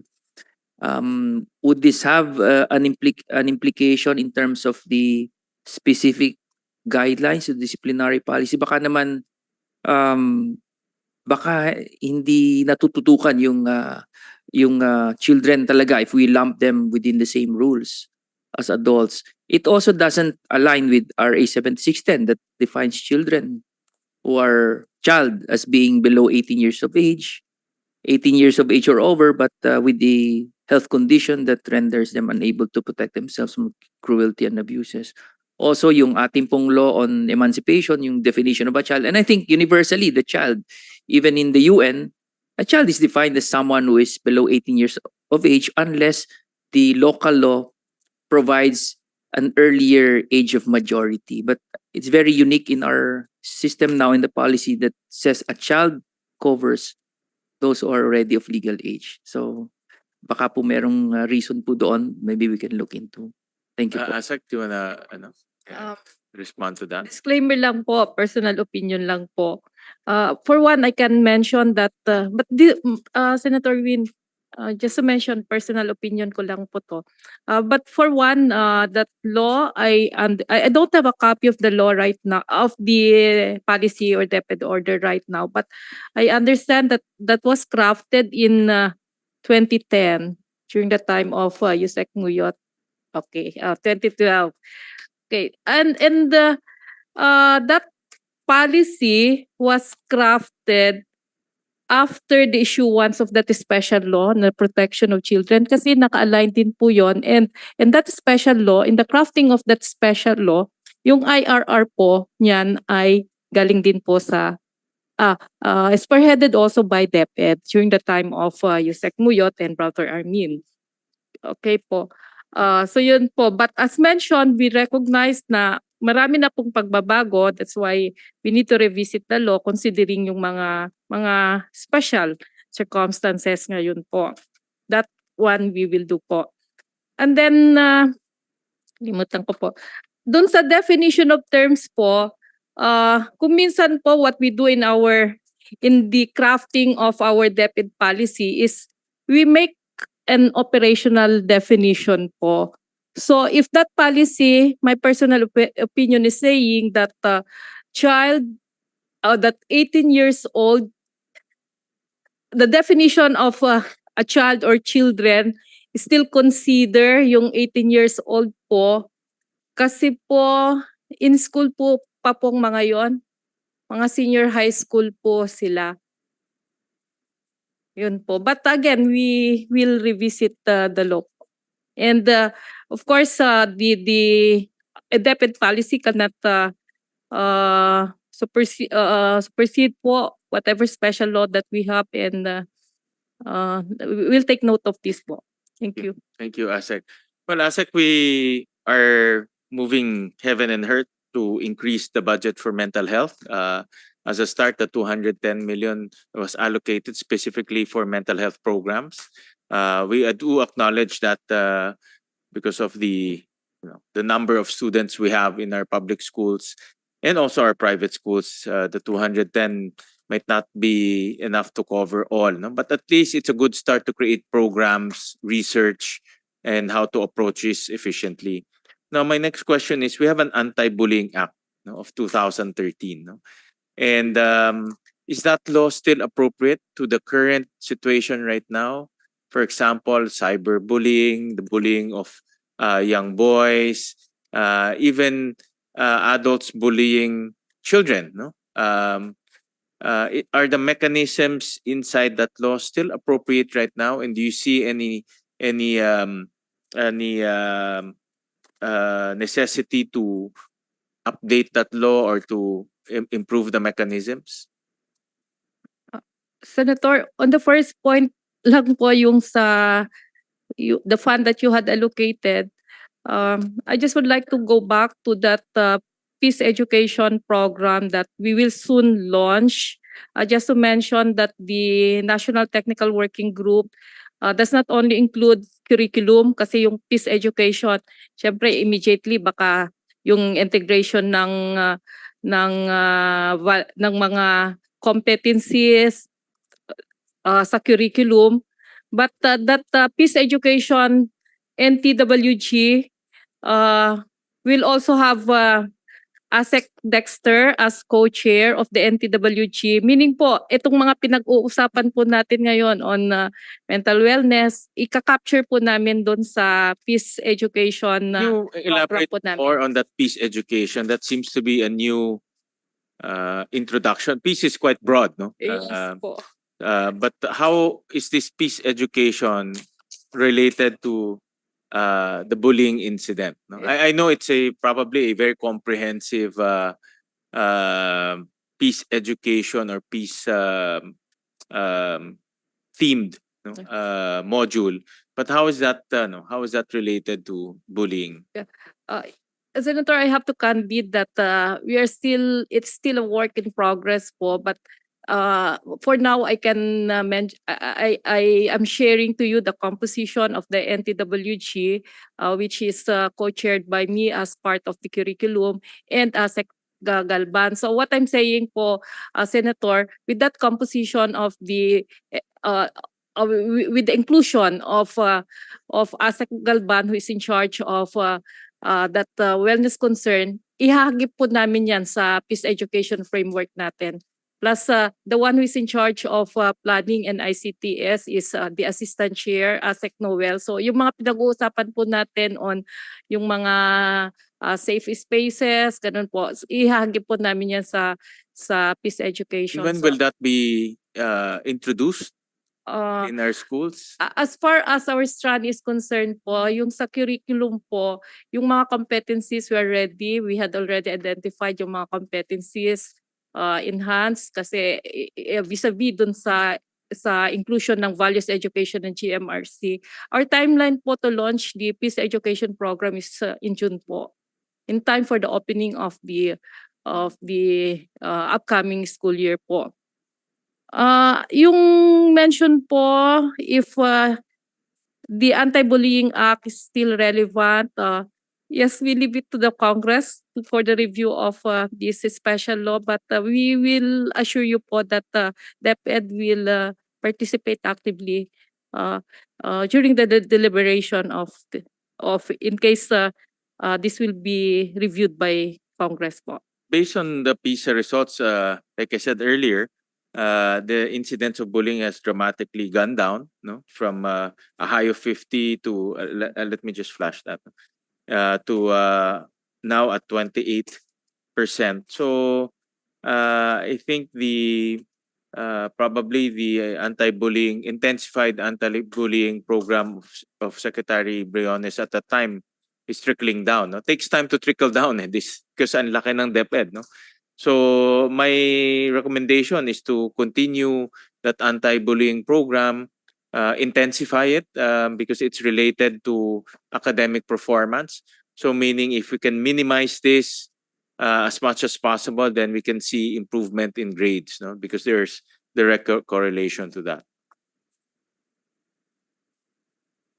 That has been institutionalized in all schools in DepEd. So as mentioned, and this can be confirmed by our regional directors, that all the schools had created their child protection committee po.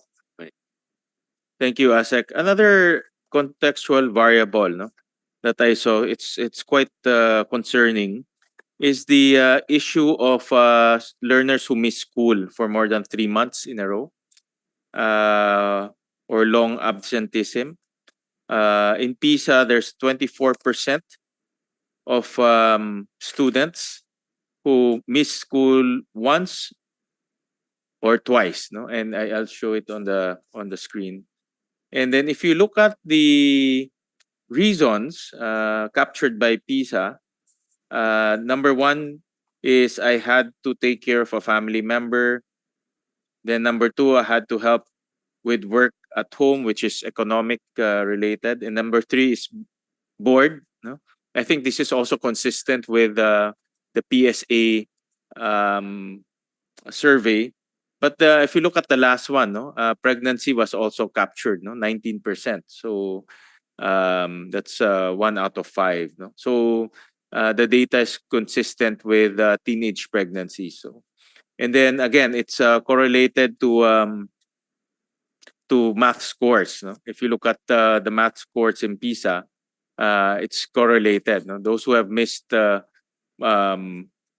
once and twice, you'll see a decrease in their math scores, no, depending on the how many times they missed it. So this is quite concerning because they should not miss school. No? Once you miss school, you don't have an opportunity to learn. And this is long-term absenteeism. So we're talking about more than 3 months. No? So I want to get DepEd's reaction to this, and are there any programs to reduce long-term absenteeism in our schools? As to the reasons for long-term absenteeism incurred by our learners po, marami pong dahilan po. But as far as their participation or attendance, we have this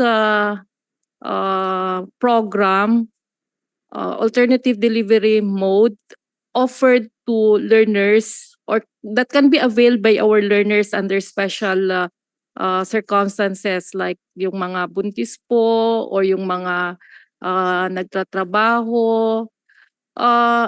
Senator, remember in one of our conversations, you had you would like to be clarified on our request for the allocation for our reproduction of SLMs.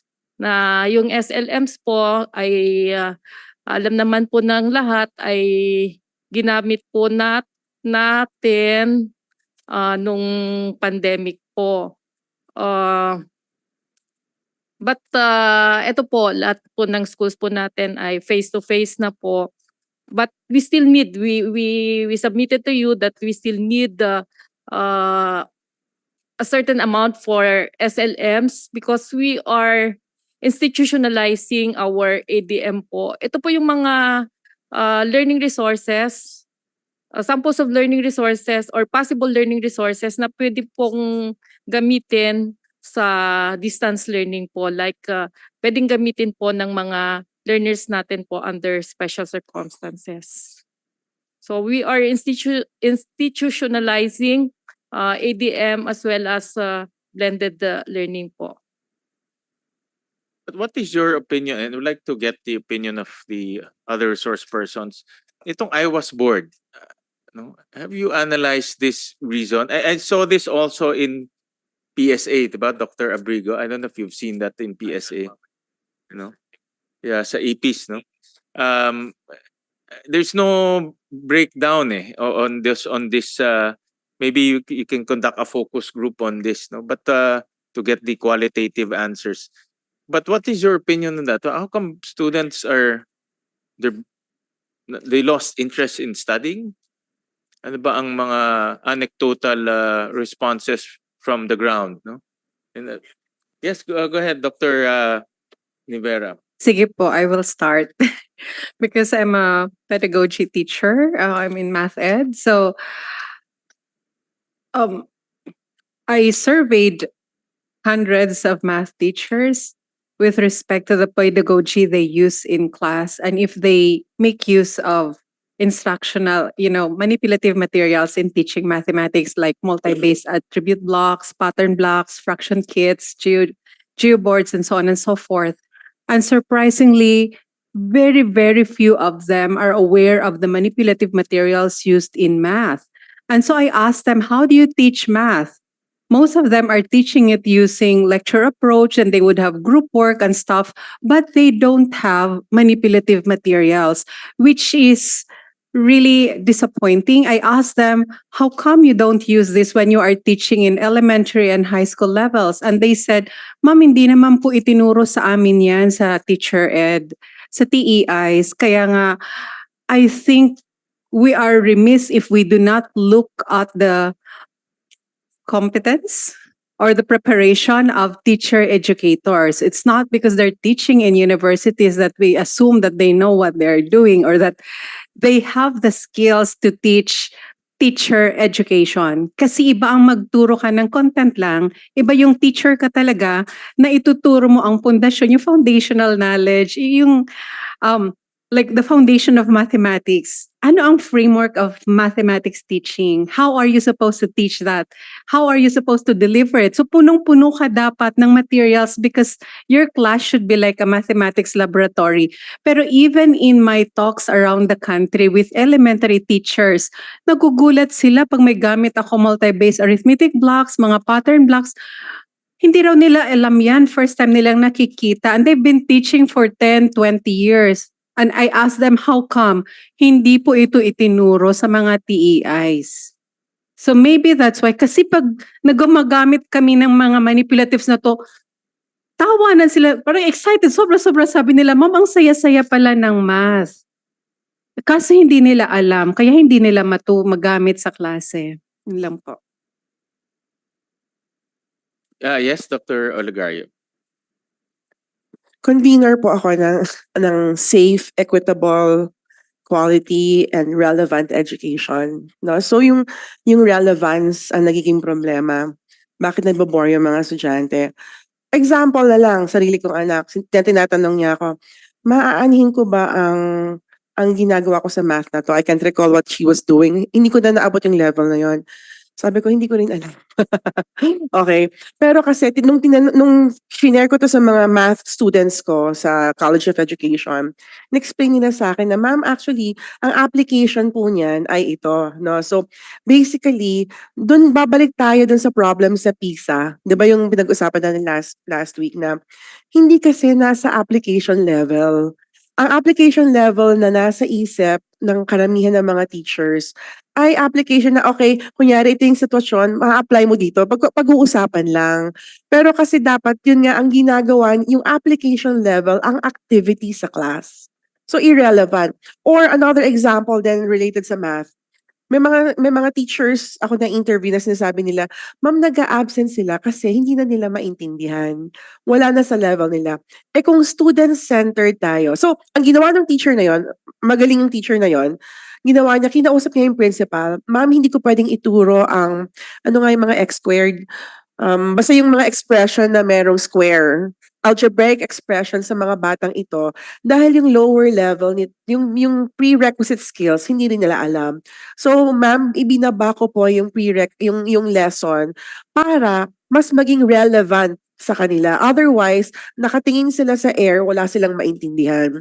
So, yun yung importance ng learner-centered. Yun yung true ano no, true meaning ng learner-centered. We start from where the students are.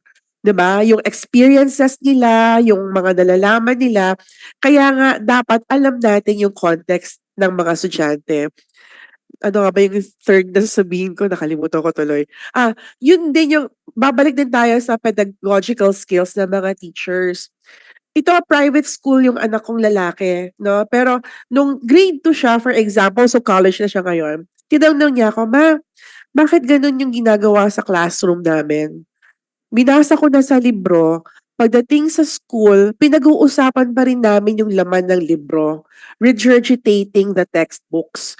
Tapos, hinahanap ng teacher namin yung notes sa notebook na ang laman din naman ay galing sa libro. So, those are just examples, diba, anecdotes na yung mga bata mismo kine-question nila bakit ganun yung approach, samantalang mas maraming exciting na puwedeng mangyari. Going back then, dun sa experience ng son ko, gustong-gusto niya ang math. Sabi ko, "Bakit anong ginagawa niyo sa math?" Kasi 'pag ano, naglalaro kami, may buzzer daw, tumatakbo daw sila, tapos sasagutin nila sa blackboard yung problem. Things like those, 'no? But again, I'm for real life problems, 'no? Kasi kung gusto mong maging relevant ang learning, we use the real life situations. Thank you. Well, the point I want to make is for DepEd to analyze this. Definitely, we have to keep our children in school as much as possible, and we have to look at all the different reasons why they are skipping school for a long time. No? 3 months is quite a significant time. We discussed earlier the pregnancy issue, and I think we'll be looking at that deeply later on. But would like to call on DepEd to look at the different reasons here, no, and analyze. And let's work together to come up with solutions on how to address this long-term absenteeism. And also, talking about economic issues, there's also one variable that we saw in PISA, and this is also quite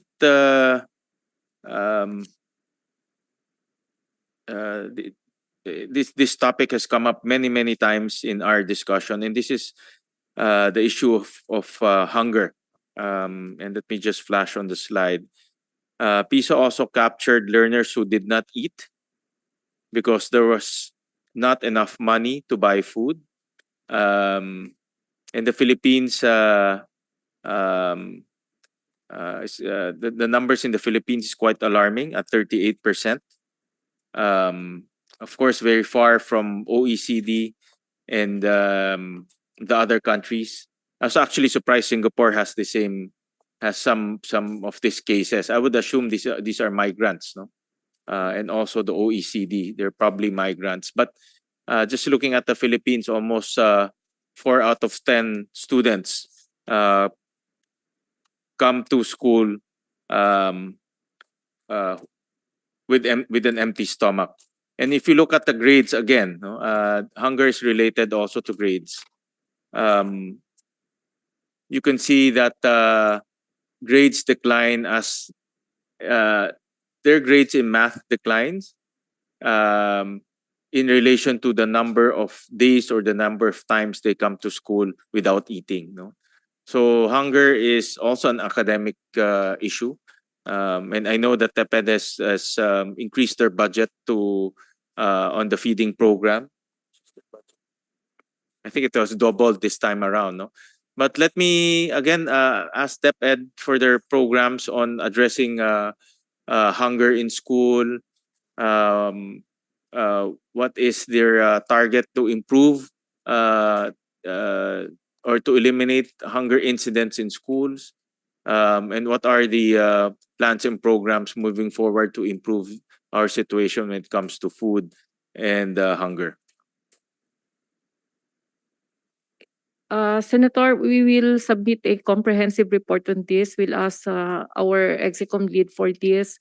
But initially, I had to mention that Secretary VP Sara really recognized the importance of yun nga, yung giving proper nutrition to our learners. That's why talagang pinaglaban po ni ma'am na yung expansion ng ating school-based feeding program po. So if I am not mistaken, from 120 days ay 170 days na po yun. Yeah, I understand the whole school year na. No? So it's it's a feeding program but a universal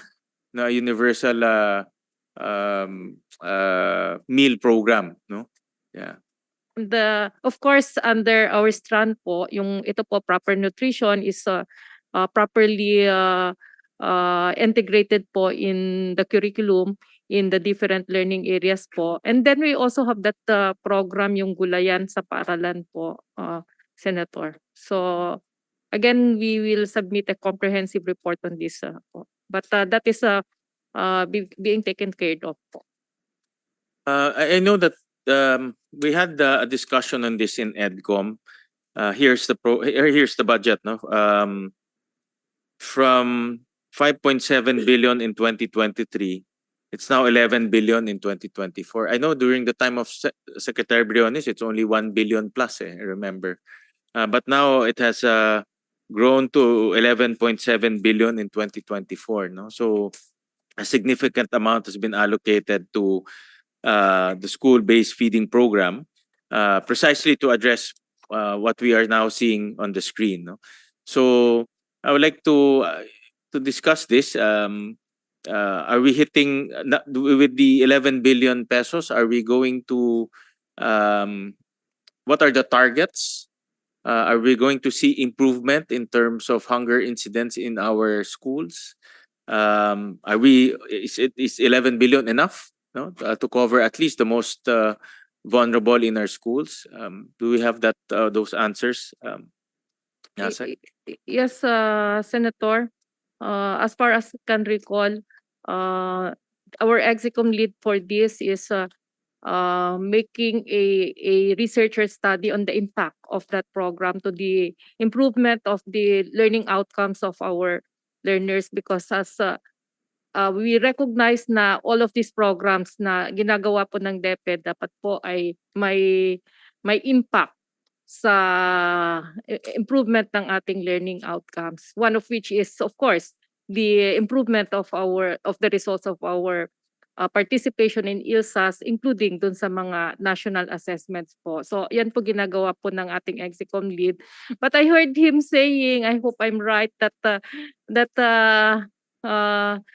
there is still even a request for additional budget to cover lahat po. If I don't have the exact information, but that amount pa po yata is not covering all the learners. Parang may certain key stage lang.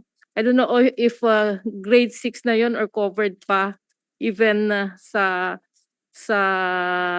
junior high school or senior high school. But initially po, we started the school-based feeding program with Key Stage 1, with 120 Key Stage 1 grades, kindergarten, grade 1, grade 2, grade 3. But because of the allocation of additional funds, we were able to include the other learners not only exclusive for Key Stage 1, and even increase the number of feeding days. Kasi po galing din sa feedback ng mga regional directors po natin yan na pag nung very limited pa yung feeding days po, pag nag-stop yung feeding days, so bumabalik ulit sila dun sa malnutrition issue po. Ayun po. But again, Senator, we note that we need to submit the impact of this program to this committee, whether or not this school-based feeding program has really an impact not only dun sa nutrition ng ating mga mag-aral, but also in the improvement of our learning outcomes, which is always the output that we want to happen po. And plus the need for, if there's still a need for additional funds to cover all the learners, and even there is even a plan fund that this be afforded also to our learners who will be part of the National Learning Camp po, which happens during the end of the school year break po. Thank you. Thank you. How about the other divisions? Do we have their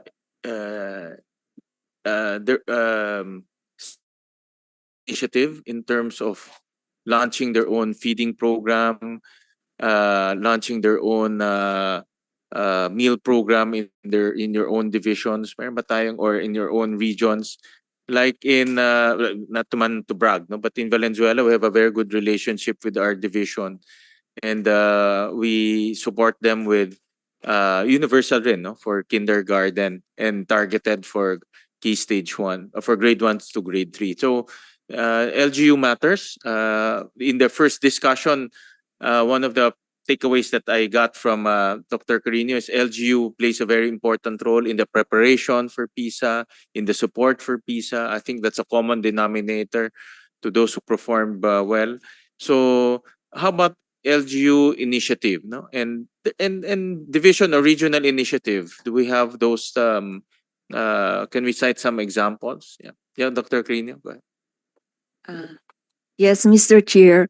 For some schools, I would just want to be honest, because of the difficulty of liquidation sometimes of the feeding program, they would not really submit the list because they have their own canteen, and they would rather give tickets every now and then to these children who are supposed to be fed, and they are free in their own school canteen. I saw this in Pine City National High School as well as in some other schools.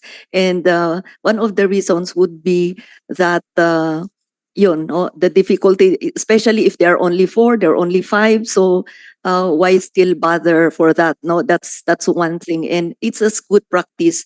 But I would just like to mention, and yesterday we had a meeting, an RSDC meeting, and there were several agencies talking about this nutrition for children. So POPCOM was there, nutrition was there, DSWD, and I was just saying, if as a region we can put all our funds together, because DepEd has lack of funds, then probably we can increase the number of days as well as the meals to be given to the learners. I hope that would be possible, Senator.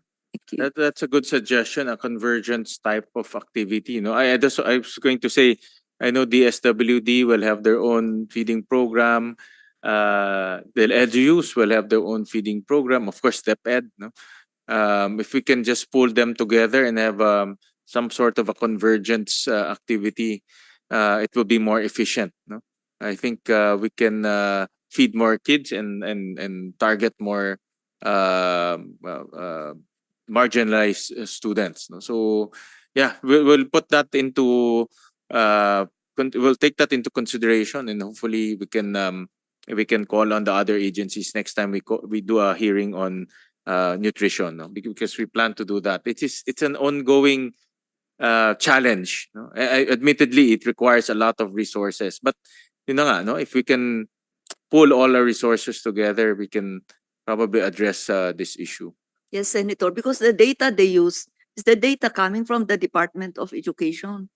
So, so that's our data using our own funds. So, what if we put the funds together? Then the data might be improved.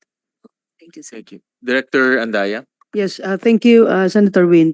In NCR, what we're looking at is the impact of the feeding program on learning outcomes. We're trying to trace, for instance, because there are days when the students do not go to school because of hunger, but then afterwards, because it's just 120 days, afterwards, they return to being malnourished, severely wasted, and the like. And I've talked to our SDSS superintendents, and we're trying to look at how feeding them would lead to them being more, I mean, present in school, and at the same time performing well also in school. We hope to get that data by this end of the school year. But as regards the support of the LGUs, we're lucky in NCR because many of the LGUs are actually providing support for our feeding program.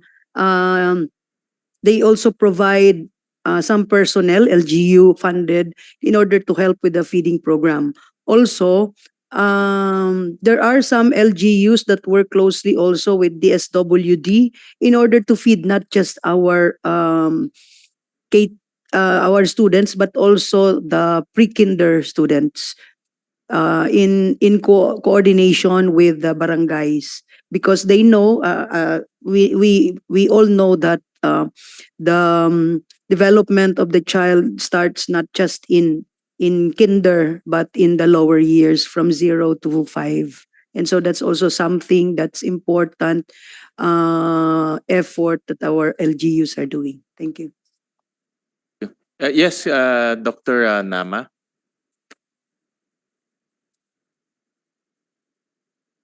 Good morning po, Senator. I would like to share our practice when I was still a teacher in high school regarding feeding program. Usually, high school students do not want to participate in the feeding program because they are ashamed of tagging as they are poor or they are under severely wasted. So what we did was we do some activities like it's a reward for these students. So they are being fed because they receive some awards or rewards through the feeding program. So during the implementation of the feeding program, those are some of the struggles of the teachers, how they choose, how they encourage also the learners to participate, especially po in the high school. Thank you po. Thank you. Well, we'll have a separate hearing on hunger and nutrition, especially implemented through our school system. This is a challenge for everyone. No? I truly believe that no child should go to school hungry. Everyone should be fed accordingly, sufficiently, and also with proper nutrition. No? And but this is really a challenge, especially locating each and every one of them. I know the Department of DSWD has that no hunger, walang gutom program, and later on we would like to inquire from them whether school age children are also captured, no, in that program. No? So you have that walang gutom program, you have school based feeding program. Tamas Dr. Carino, maybe there's an intersection, and we have to find that intersection so that resources are spent efficiently.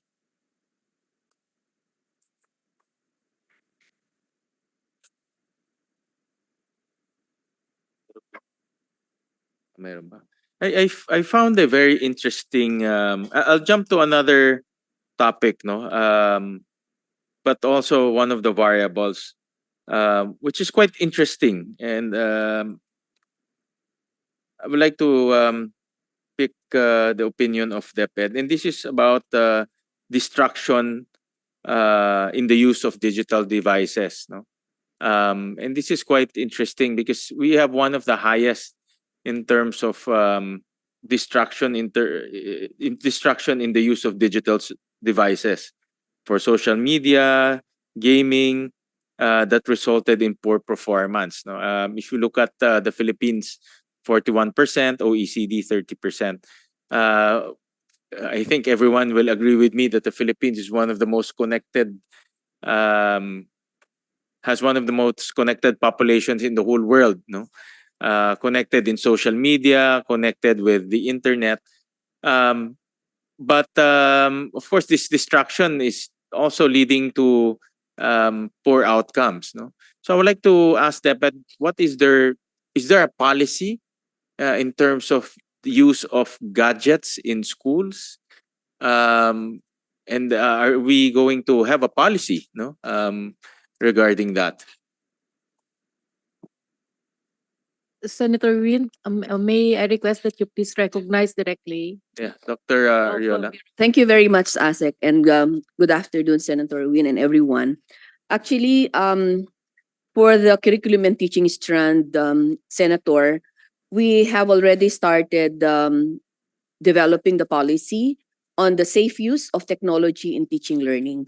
So this is already a final draft. So we're just awaiting for the results of the consultation, and eventually we'll have this issued, Senator. Thank you. Have any policy? Can students bring in cell phones inside their class and use cell phones while teaching? Is that I can see can hear some comments. No, but you can make your comments official. And of course, I don't have any data right now, but common sense will dictate if they're distracted using social media, if they're looking at YouTube inside their class, they will not listen to their teachers and they will not understand their lessons. No, and I think this is what PISA captured in that situation. So right now we don't have any policy. Actually, Senator, that forms part of the rules set by the teachers inside the classroom, where when classes are ongoing, then learners are not supposed to be using their cell phones. Others actually have the cell phones of the learners put in a corner, and they can just take it during the break. That's how it is, Senator. So it forms part of the rules set in each classroom. Now it's prohibited. Is it allowed or prohibited? It's not allowed during while having the teaching and learning sessions. Okay, but they can bring their cell phones. Yes. So what are there any studies or revision that DepEd plans to make in order to address the distraction of our students? That's why What's the learning that you have picked up over the years? That's why we are coming up, Mr. Senator, with the policy guidelines of safe use of technology in teaching learning. What's that policy? If you can, I don't want to preempt you, but if you can just discuss, maybe broad concepts in that policy. Okay, so if I may,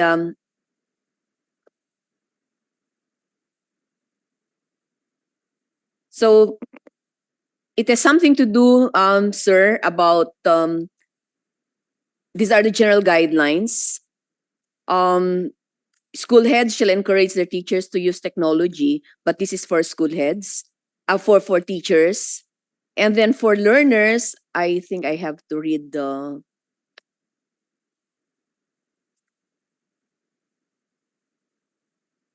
safe use of internet. We also have safe use of internet, included in this policy, Sir Senator.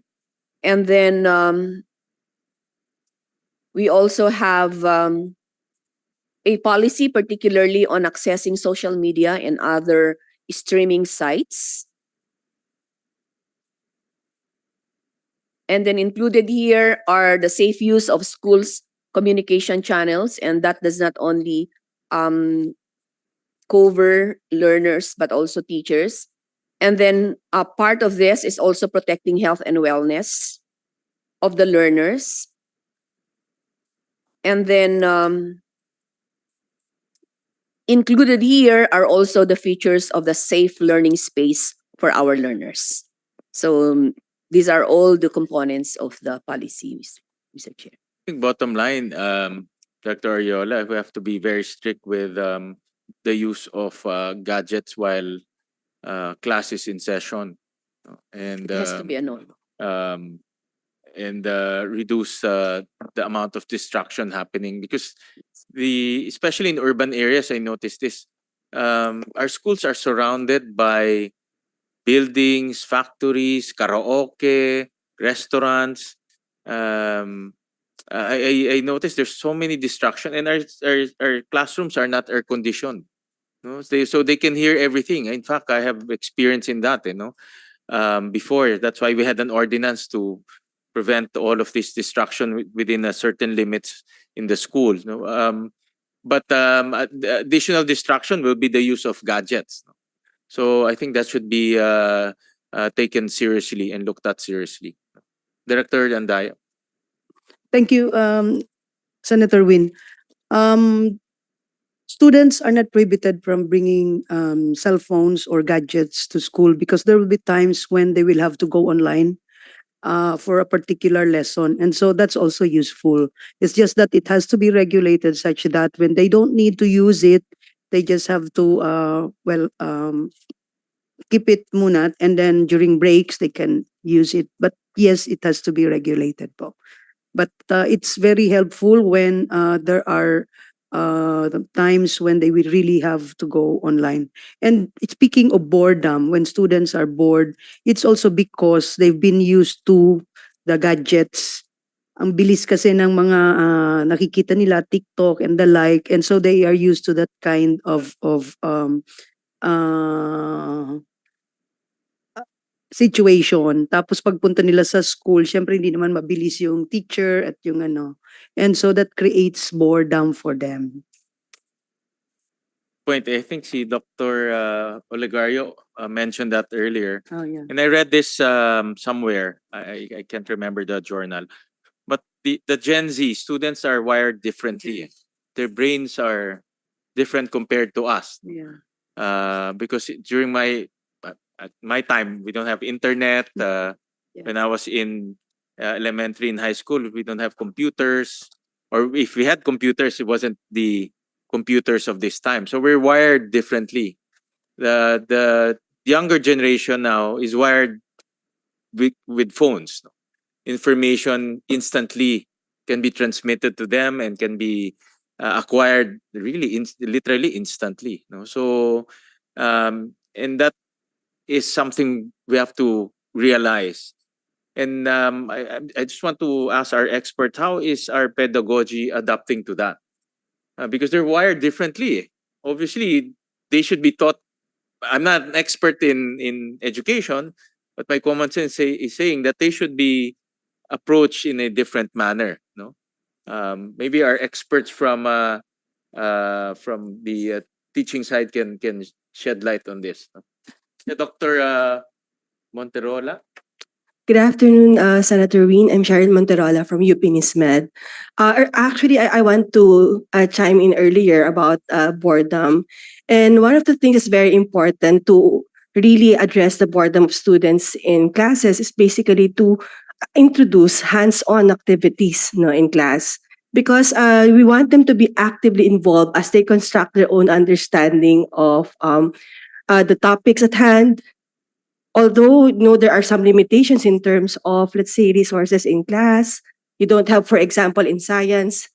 But I know that there are laboratory equipment now and a device. But for example, there are no materials for science.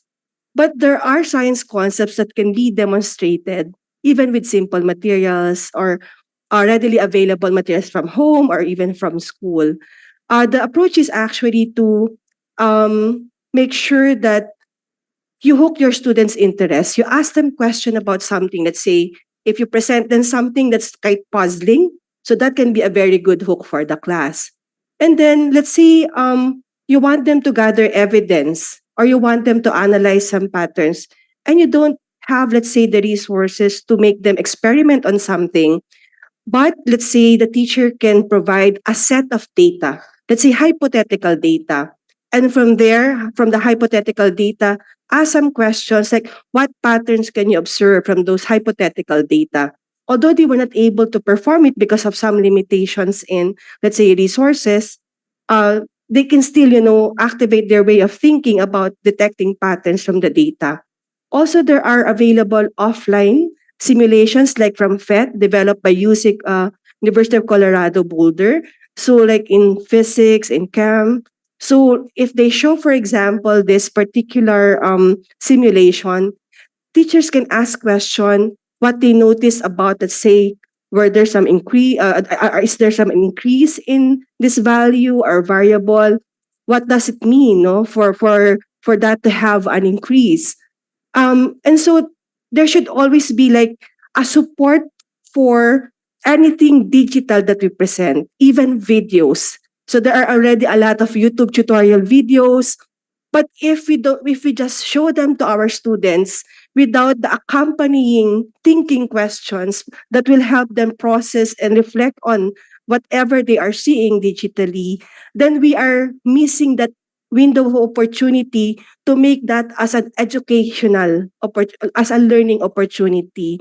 So there are already a lot of curated resources po, but probably a way of optimizing the way we use them. So like the use of questions, prompts for them to think, for them to reflect on, for them to detect patterns, for them to, let's say, identify the key points. So those are critical thinking process activities, or let's say short approaches that we can do po. So probably but I know in with respect to BLD, Ma'am, Director Ariola, DepEd is already following the 5E learning cycle when they shifted from 7E learning cycle to 5E, which is engage, explain, explore, explain, extend, and evaluate.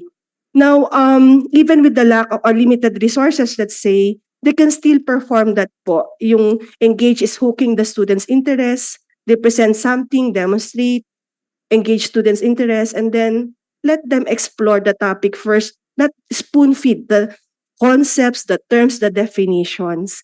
And then even with group activities, even by with discussion with peers, they can still, reflect on this and arrive at, let's say, some answers that later on can be addressed by teachers during the formal lesson development, wherein some misconceptions can be addressed directly. And of course, the patterns that need to be, let's say, or the logical sequence of questions can elicit student responses from that. Thank you po. Yeah, Dr. Fermin. Thank you, Mr. Chair. 2 weeks ago, the Congressional Research Fellows Group actually delivered the paper from the Ateneo Center for Economic Research and Development entitled What Ails Philippine Basic Education? Digging into the PISA 2022 Results. Dr. Lanzona and Dr. Docanes specifically pointed out that after comparing the country performance of the Philippines with other jurisdictions, they found out a number of factors that seem to be absent in our context. The ones that I picked up are the ones that to me are very important in terms of teacher preparation, teacher engagement, and continuing professional development. And that has something to do with the top performing and the countries where there's sustained high performance, not really necessarily high, but good performance in PISA, are the ones who are heavily invested in project-based learning, or PDL. Because if we examine the way questions are phrased, and I think our colleague Dr. Balagtas had an extensive research on this, you'd find out that you would love to see students able to not just apply, but transfer their understanding of concepts as they exist in the real world. And therefore, pedagogically speaking, you will have to train them in such manner. Now, the problem is when we look at the literature in project-based learning, they were all developed by the Buck Institute. You could see the the theoretical and practical underpinnings developed overseas, and that's fine. But for 7 years now, I've been wondering, is project-based learning not culturally ingrained among Filipino learners? And what I have seen is that there seems to be compelling evidence there is a culturally sensitive model for project-based learning that DepEd probably hasn't explored fully yet. Of course, that has bearing also on the way we prepare our teachers. There is a model that I've already designed and I've been training a group of teachers on. But Mr. Senator, what I'd like to emphasize is that I think following what my colleague Dr. Aligario mentioned as a co-design process, if we train our teachers to actually understand better how the brains of our students really operate, Gen Z, the millennials or whatever, you'll find out more than the wiring of the brain, our cultural tendencies actually can point us towards maximizing what is known about project-based learning that is inherently Filipino. And if you put it in the way we design and deliver learning, much can be achieved. Initially, the model is called the 5G model, where all learners have to experience 5 broad experiences. First is ganda, followed by galak, followed by galing. The fourth is gugma, or heart, and gahum, power. We've made several iterations or models of this across learning areas, and by far, the aha moments of our teachers and school leaders, oo nga no, meron naman tayo niyan, but we are not doing it more programmatically.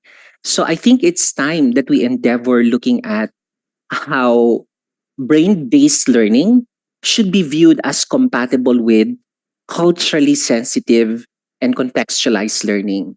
After all, the current law enabling basic education development provisions, the K-12 law, is very steep in terms of the contextualization of the curriculum. That's all, Mr. Chair. Thank you. Thank you. Go ahead, Dr. Monterola. Good afternoon once again. I would like to share on experiment that we have done. A group of faculty from the College of Education, in collaboration with the schools divisions of Sorsogon City and province of Sorsogon, we developed a metacognitive design thinking that was applied for senior high school in Sorsogon. We actually integrated design thinking in the delivery of the 3 I's subject in senior high school and the capstone project in senior high school. We did this in 2019, and it involved about 12 schools at the time offering STEM in Sorsogon. It involved 500 students. To be able to do that, we actually developed design thinking, a metacognitive design thinking framework wherein students are able to understand what are the problems in school, at home, or let's say in the community that can be addressed through problem solving. It's very much related to project-based and problem-based learning when you look at the essence of design thinking. And so we did that for 1 year. So we trained 100 teachers to be able to deliver that curriculum involving the 12 schools and about 500 students. We did a pre and post assessment just to really measure, let's say, whether there would be significant changes in critical thinking, in work ethics, in science process skills, and several other like socio-emotional skills like growth mindset, grit, and so on. And it was a very successful implementation because there were significant improvements in all the measures, no, cognitive and socio-emotional skills. And those students, when we tracked them recently, so those students who went through that program, 90% of them went to actually enroll in a STEM-related college course. And so after that also, I think Sorsogon National High School was considered as a finalist in the Safe C, in the Secretary's Award for Innovation in Curriculum. And right now, there are more than, I think there are now 16 schools in Sorsogon offering STEM. So they still continued the program even after this one. To be fair also to DepEd, the revised curriculum of the revised Matatag curriculum in science already integrated design thinking, but they called it engineering design. Thank you. Gathering is the Matatag curriculum is responsive to the new I call it again, I'm not an expert, but the new type of learners. Is that um, what I'm gathering from our experts? No? And I can see Dr. Fermin nodding. So so it's important that we roll out the Matatag curriculum as seamless, as smooth as possible. This year we also allocated, I think, about 2 billion, no, for teacher training. Yeah, about I'll get the figure. We increased the amounts for teacher training about 1.5 to 1.5 billion, exclusively to train our teachers, no, so that the rollout of Matatag curriculum will be as smooth and as efficient as possible, no. So yeah, go ahead, Asek. Yes, thank you again, Senator. Yes, even in the existing policy guidelines on the existing K to 12 curriculum, there is a provision there po which mentions the different pedagogical approaches po. Because we recognize na we have to address the diverse needs of our learners. So yung pong mga problem-based approach, constructivism, hindi pa nabanggit po yung design thinking po, but it's already incorporated in that existing policy po, signed again by Ma'am Liling. And we're coming up with a policy cover for the implementation of the Matatag curriculum. Yung sabi po ni Ma'am Cheryl, Ma'am, di po ba yung mga facilitators po natin doon are our BCD specialists, and sila rin po yung nag-review and had enhanced yung existing science curriculum po. So even if we are saying that there is an identified school which had been considered as a pilot school for this design thinking or PBI pedagogical approach, we would like to assure you na yung mga concepts na yon ay na-integrate na po natin sa Matatag curriculum po.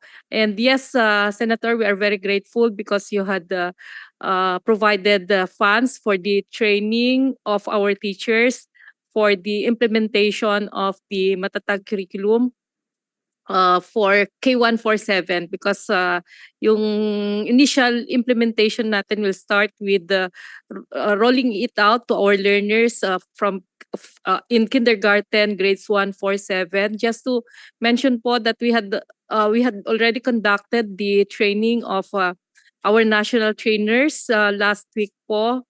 And these national trainers who happen to be our key officials coming from regions across the country, and our regional and division officials are now ready to train their division trainers who will also train our teachers, and school-based po yung training po natin. So doon mismo sa school sila po mag-training. And NAYAP had reported last week po during the training that they had already downloaded the funds to the regions and division to the regions for the training of our teachers for the implementation of the Matatag curriculum po.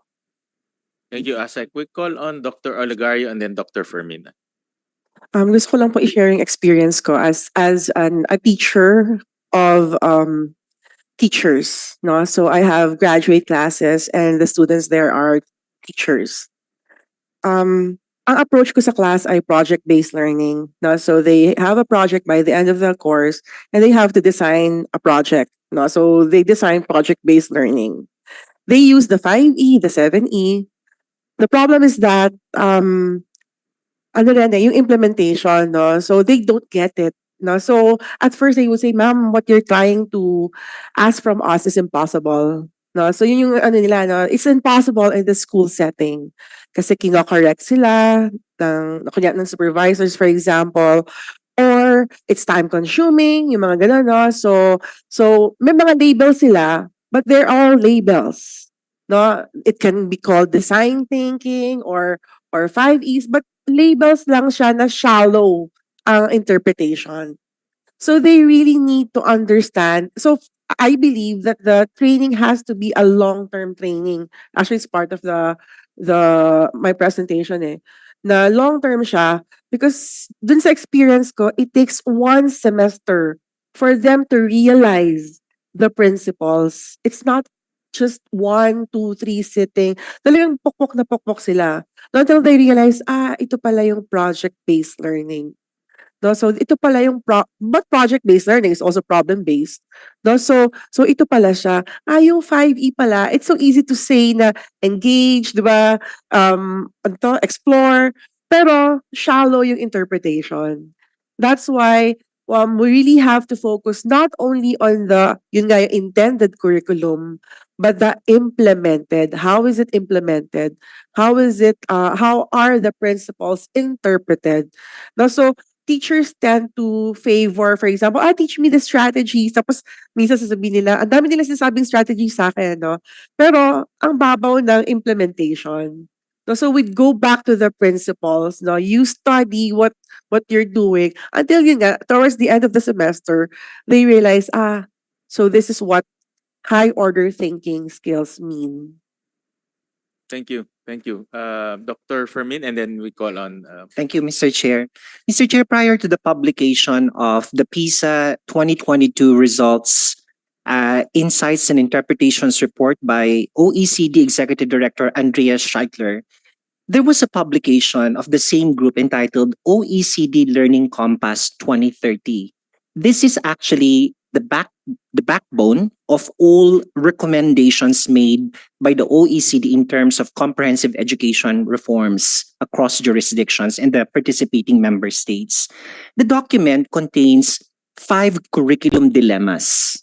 They are, and may I quote, overload, gap, content, inequity, and implementation. So my colleagues have made mention of implementation-related issues, inequity, and so on and so forth.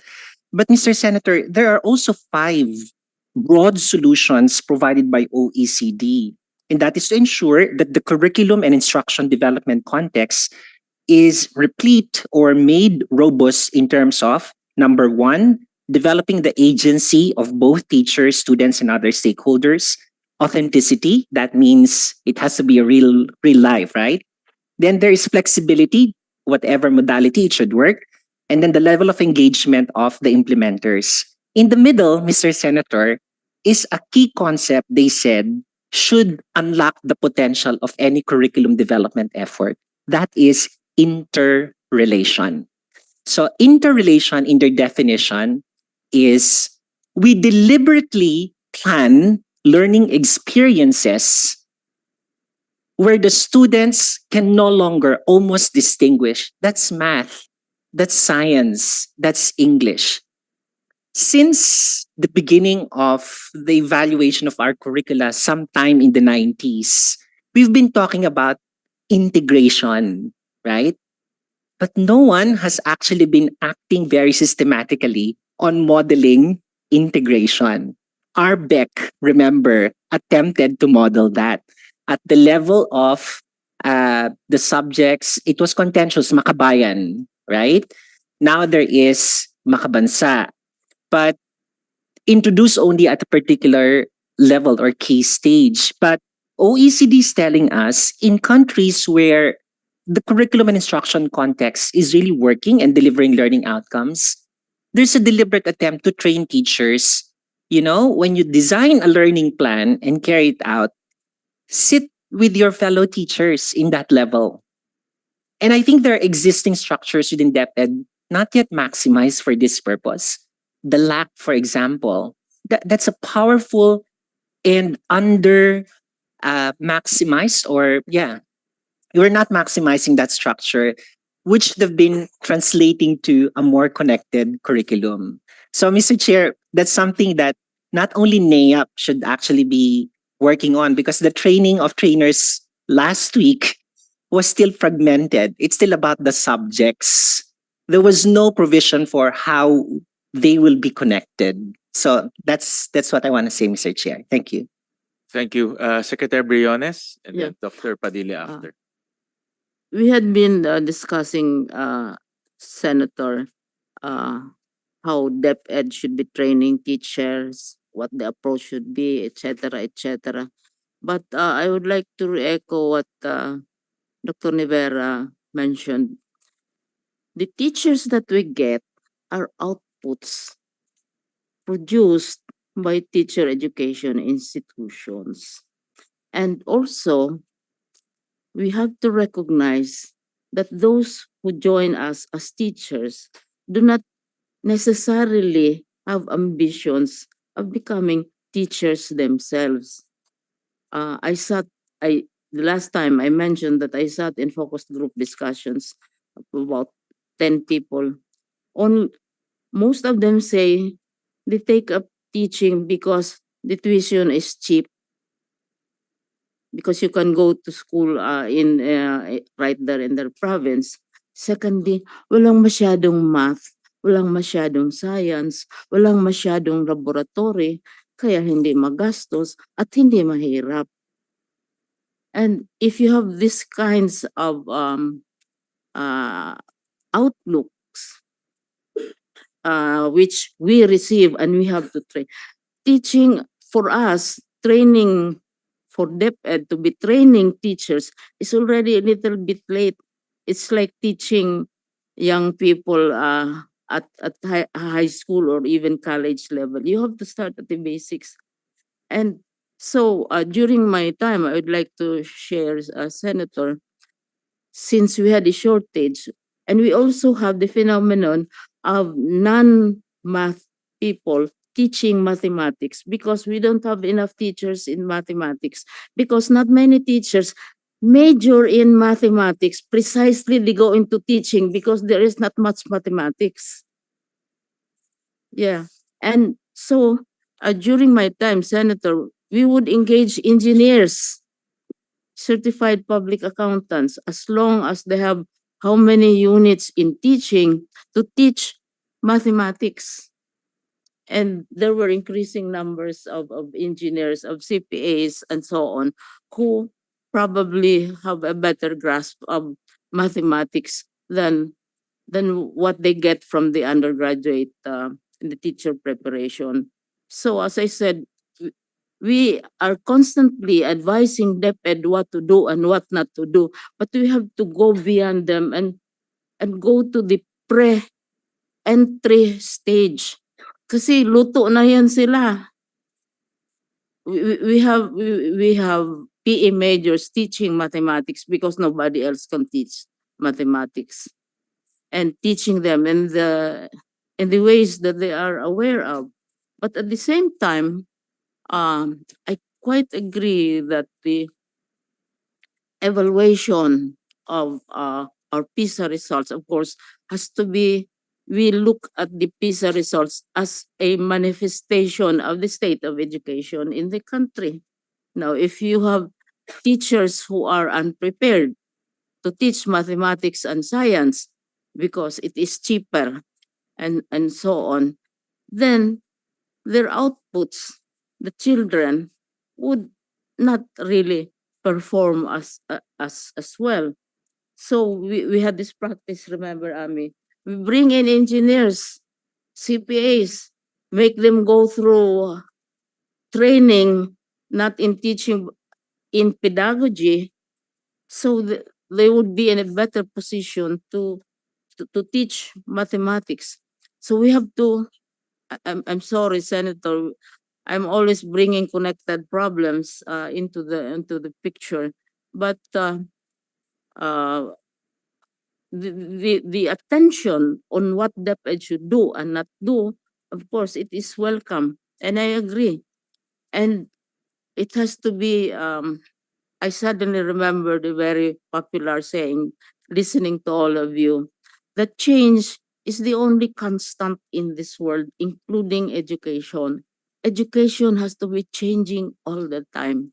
What worked during my predecessor's time, during my time, may not be enough anymore because of the changes which we did not predict would come. We are preparing our learners for jobs which we don't know will even exist.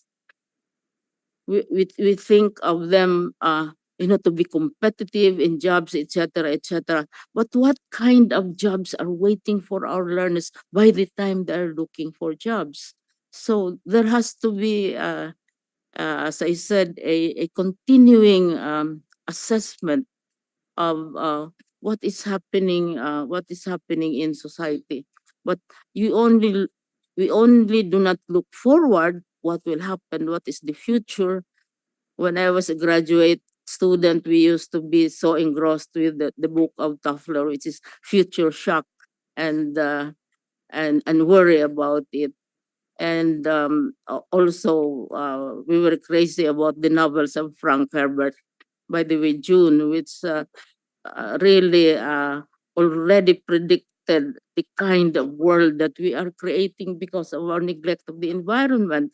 I urge all of you to if you do not read the books of Frank Herbert, then at least watch the movie because uh, it's very, very engrossing.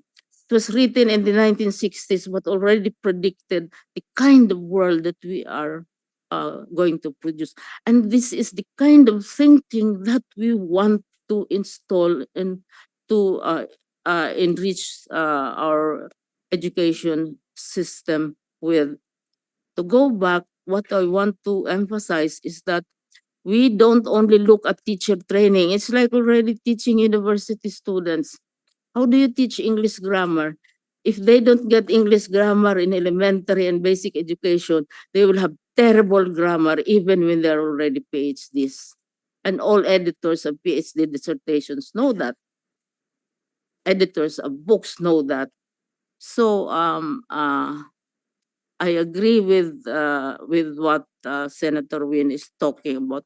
This has to be a continuing assessment because now what we are advising DepEd to do may not work maybe 5 years, 10 years from now because the learners will be different, the situation will be different, and as I said, we want to prepare them for jobs, for professions, but such professions may not exist anymore. So that's just what I'm saying. Move forward, try to see what the signals are, but we also look back. How do we teach our teachers how do we educate our teachers? Because they will pass on whatever they learn to their learners. If they are disinterested in math it's because maybe the teachers are not interested in math themselves. Because they are assigned, there are schools where they don't have math majors. And we try to get from the other professions. So just my humble contribution and nagging to, Thank to you, Senator. Secretary. That's what Lolas always do. Thank you. We truly value your experience and your knowledge, and also your contribution to the education sector. So every comment is point well taken. Uh, Dr. Padilla, and then I think we call on Dr. Balagtas and Dr. Rivera. Thank you, Senator Win. I agree with Dr. Briones in some of the things that she said. Like what I cited last week, this problem that we have in education. It's not just PISA. Indeed, it's just a manifestation. Has to be looked at in terms of uh, not just pre-service education, but even pre-TEI, no, pre-TEI, because it's a partly it is a problem of attraction. who are we attracting in the teaching profession, and why are we attracting such students? Those who don't really choose to become teachers but are forced, coerced, or what have you to choose education for reasons other than it being the noblest profession. So what that has been pointed out as well in the PID study. And so yes, mea culpa partly, we in the teacher education institutions, we of course would be partly to blame because we produce the products, right? So for example, one concrete action that we at the College of Education have decided to do as a concrete step is to require all our Bachelor of Elementary Education students to take a course in teaching beginning reading.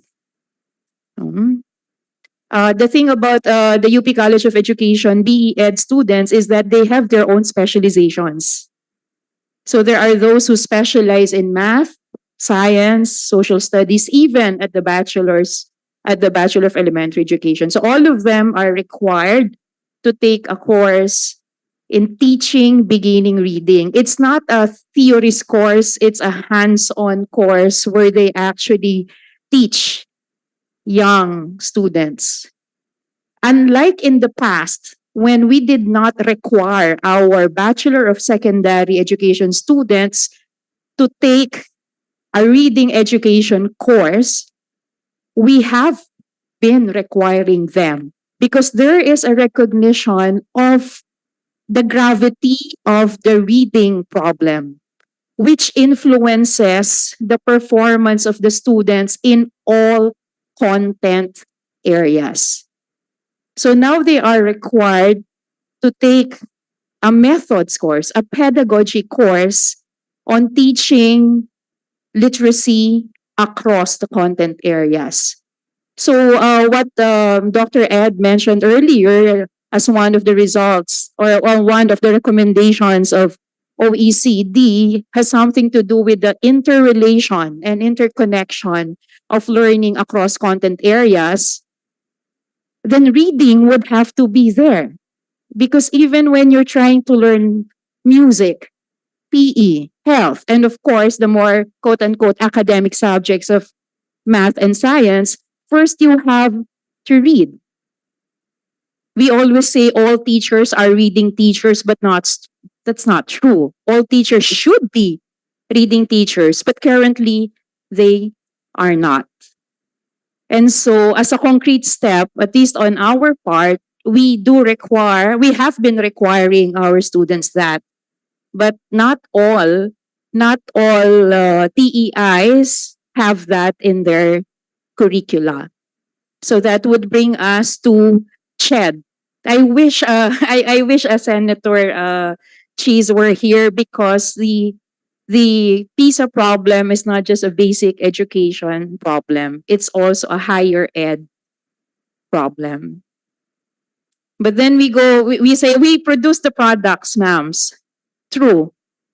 But then you're supposed to have the last frontier, so to speak, the LET. How come education graduates pass the LET and then they end up not performing so well in the actual classrooms? So it's not just Dr. Liling who would say, my apologies for bringing up so many interconnected problems, but that's just the reality. And the reality is that we have to admit it. As a people, we don't really value the teaching profession. Because if we did, we would not pay a measly amount as salary to our teachers. If we did, our venues for licensure exams for teachers will not be beside streets where everything is noisy, not in classrooms or in buildings that are not air conditioned, while those in other professions enjoy air conditioned testing venues. If we value reading, then we will implement seriously RA 7743 that mandates the establishment of a reading center in every barangay. But as I said in another public hearing sponsored by your committee and office, Senator Win, what we see in barangays are basketball courts, even if there is no law that requires the establishment of basketball courts. Some politicians would say, but it's what the constituents want.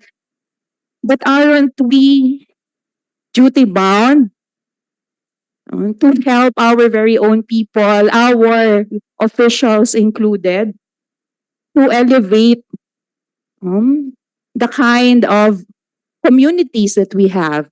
Because it is a whole society, and to borrow the term of science, a whole ecosystem approach.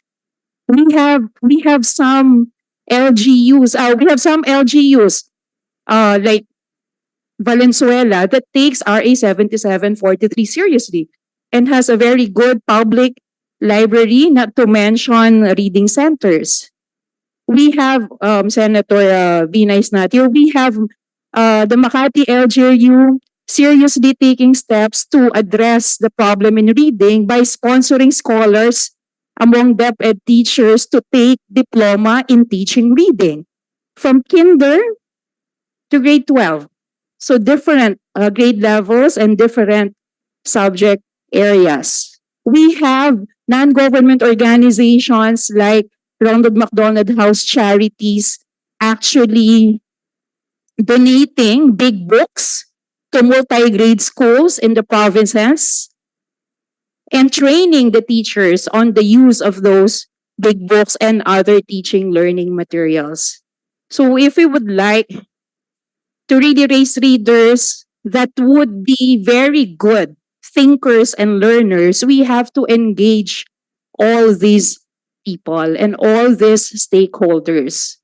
I think our friend from PIBED is no longer here, but PIBED can do is to gather all those companies with CSR on education, or if their CSR is not in education, then at least in the next 5 years, make it education. So that it's a collective effort. And so, for example, in the lecturing on DepEd, quote unquote, on how to do things would stop. And then individually and by sector, we get to reflect and admit that we are part of the problem as well. And because of that, we want to be part of the solution and take concrete steps to do so. Thank you for that comment. Very passionate comment. Dr. Balagtas and Dr. Nivea. Hi. Thank you, Mr. Chair. I just would like to emphasize that PISA did not only reveal the percentage of students who got distracted of the use of cell phones for gaming and for social media, and we know it's 41%, but there were also students, 37% of them, who claimed they got distracted by those who are using this. But PISA also revealed that students who were exposed to at least an hour to these gadgets learned significantly, by 14 points. That's the difference. And so this implies examining how we in teacher education institutions train our teachers on the use of technology for teaching and learning. We do have 6 units, right? 2 courses on technology for teaching and learning, and I thought that's enough, that's sufficient. But I guess how these courses are delivered should be looked into so that we could help address this issue on the use of technology, the positive use of technology for teaching and learning, which is also emphasized in PPST in Domain 1. The positive use of ICT in teaching and learning. Thank you. Thank you. Dr. Nivera. Just a short comment. I go back to the speech earlier by Dr. Briones that teacher quality begins in teacher education institutions and even before. So there has to be quality assurance in terms of entrance. And once they are in teacher education, again, I would like to call for a revisit of the curriculum and the qualifications of the teacher educators. Many of us who are teaching teacher education programs, courses, did not even experience teaching in basic ed. And yet we espouse that you should do this, you should do that. but we don't have actually the experience. And sometimes the discussions are very theoretical. And so you can see the disjoint between what the students know, learn from TEIs, and what they experience on the ground. And there is also a lack of interdependence between TEIs and basic education schools. And this should not be the case. I mean, you have sometimes what we teach in higher education in TEIs are being undone when they go to basic education because that is not the reality there. So I think, you know, people who are teaching in TEI should have experience, should go down there, and there should be like closer relationships, symbiotic relationships. Yes. So that we are in sync in terms of what we are teaching the students. And if we go, let's say, to Singapore and other countries, the relationship between the basic ed school and the TA is really close. Yes, because they have only one. Yes, I agree. Yes, yes. I'm sorry, I apologize for interrupting. Everything is integrated from teacher training, admissions, etc., and Yes. overseen by the Minister of Education, all by by his Yes. office. So the training part is already taken into Yes, consideration. but I think the point is still this. I mean, it happens also in other countries that there's a very close relationship in the internship program between the practice schools and the TEIs. I think the point is for CHED to look at this issue closer because we should not just throw the bucket at DepEd. I mean, look at look at how we're doing things. Look at the qualifications of the teacher educators. And also when it comes to licensure exam, it's a pen and paper test. It does not measure the real competence of a teacher. It does not measure how you prepare a lesson plan, how you engage learners, how you talk in front of the class, how you communicate, how you empathize with the students. So there are limitations to the licensure examination. Okay, I'll stop there. Yes, we call on Dr. Olegario and then Dr. San Antonio and Dr. Okay. There's a need for, I'd like to support what Dr. Padilla said, no? That we need to attract high quality teachers. We need to make the profession more attractive.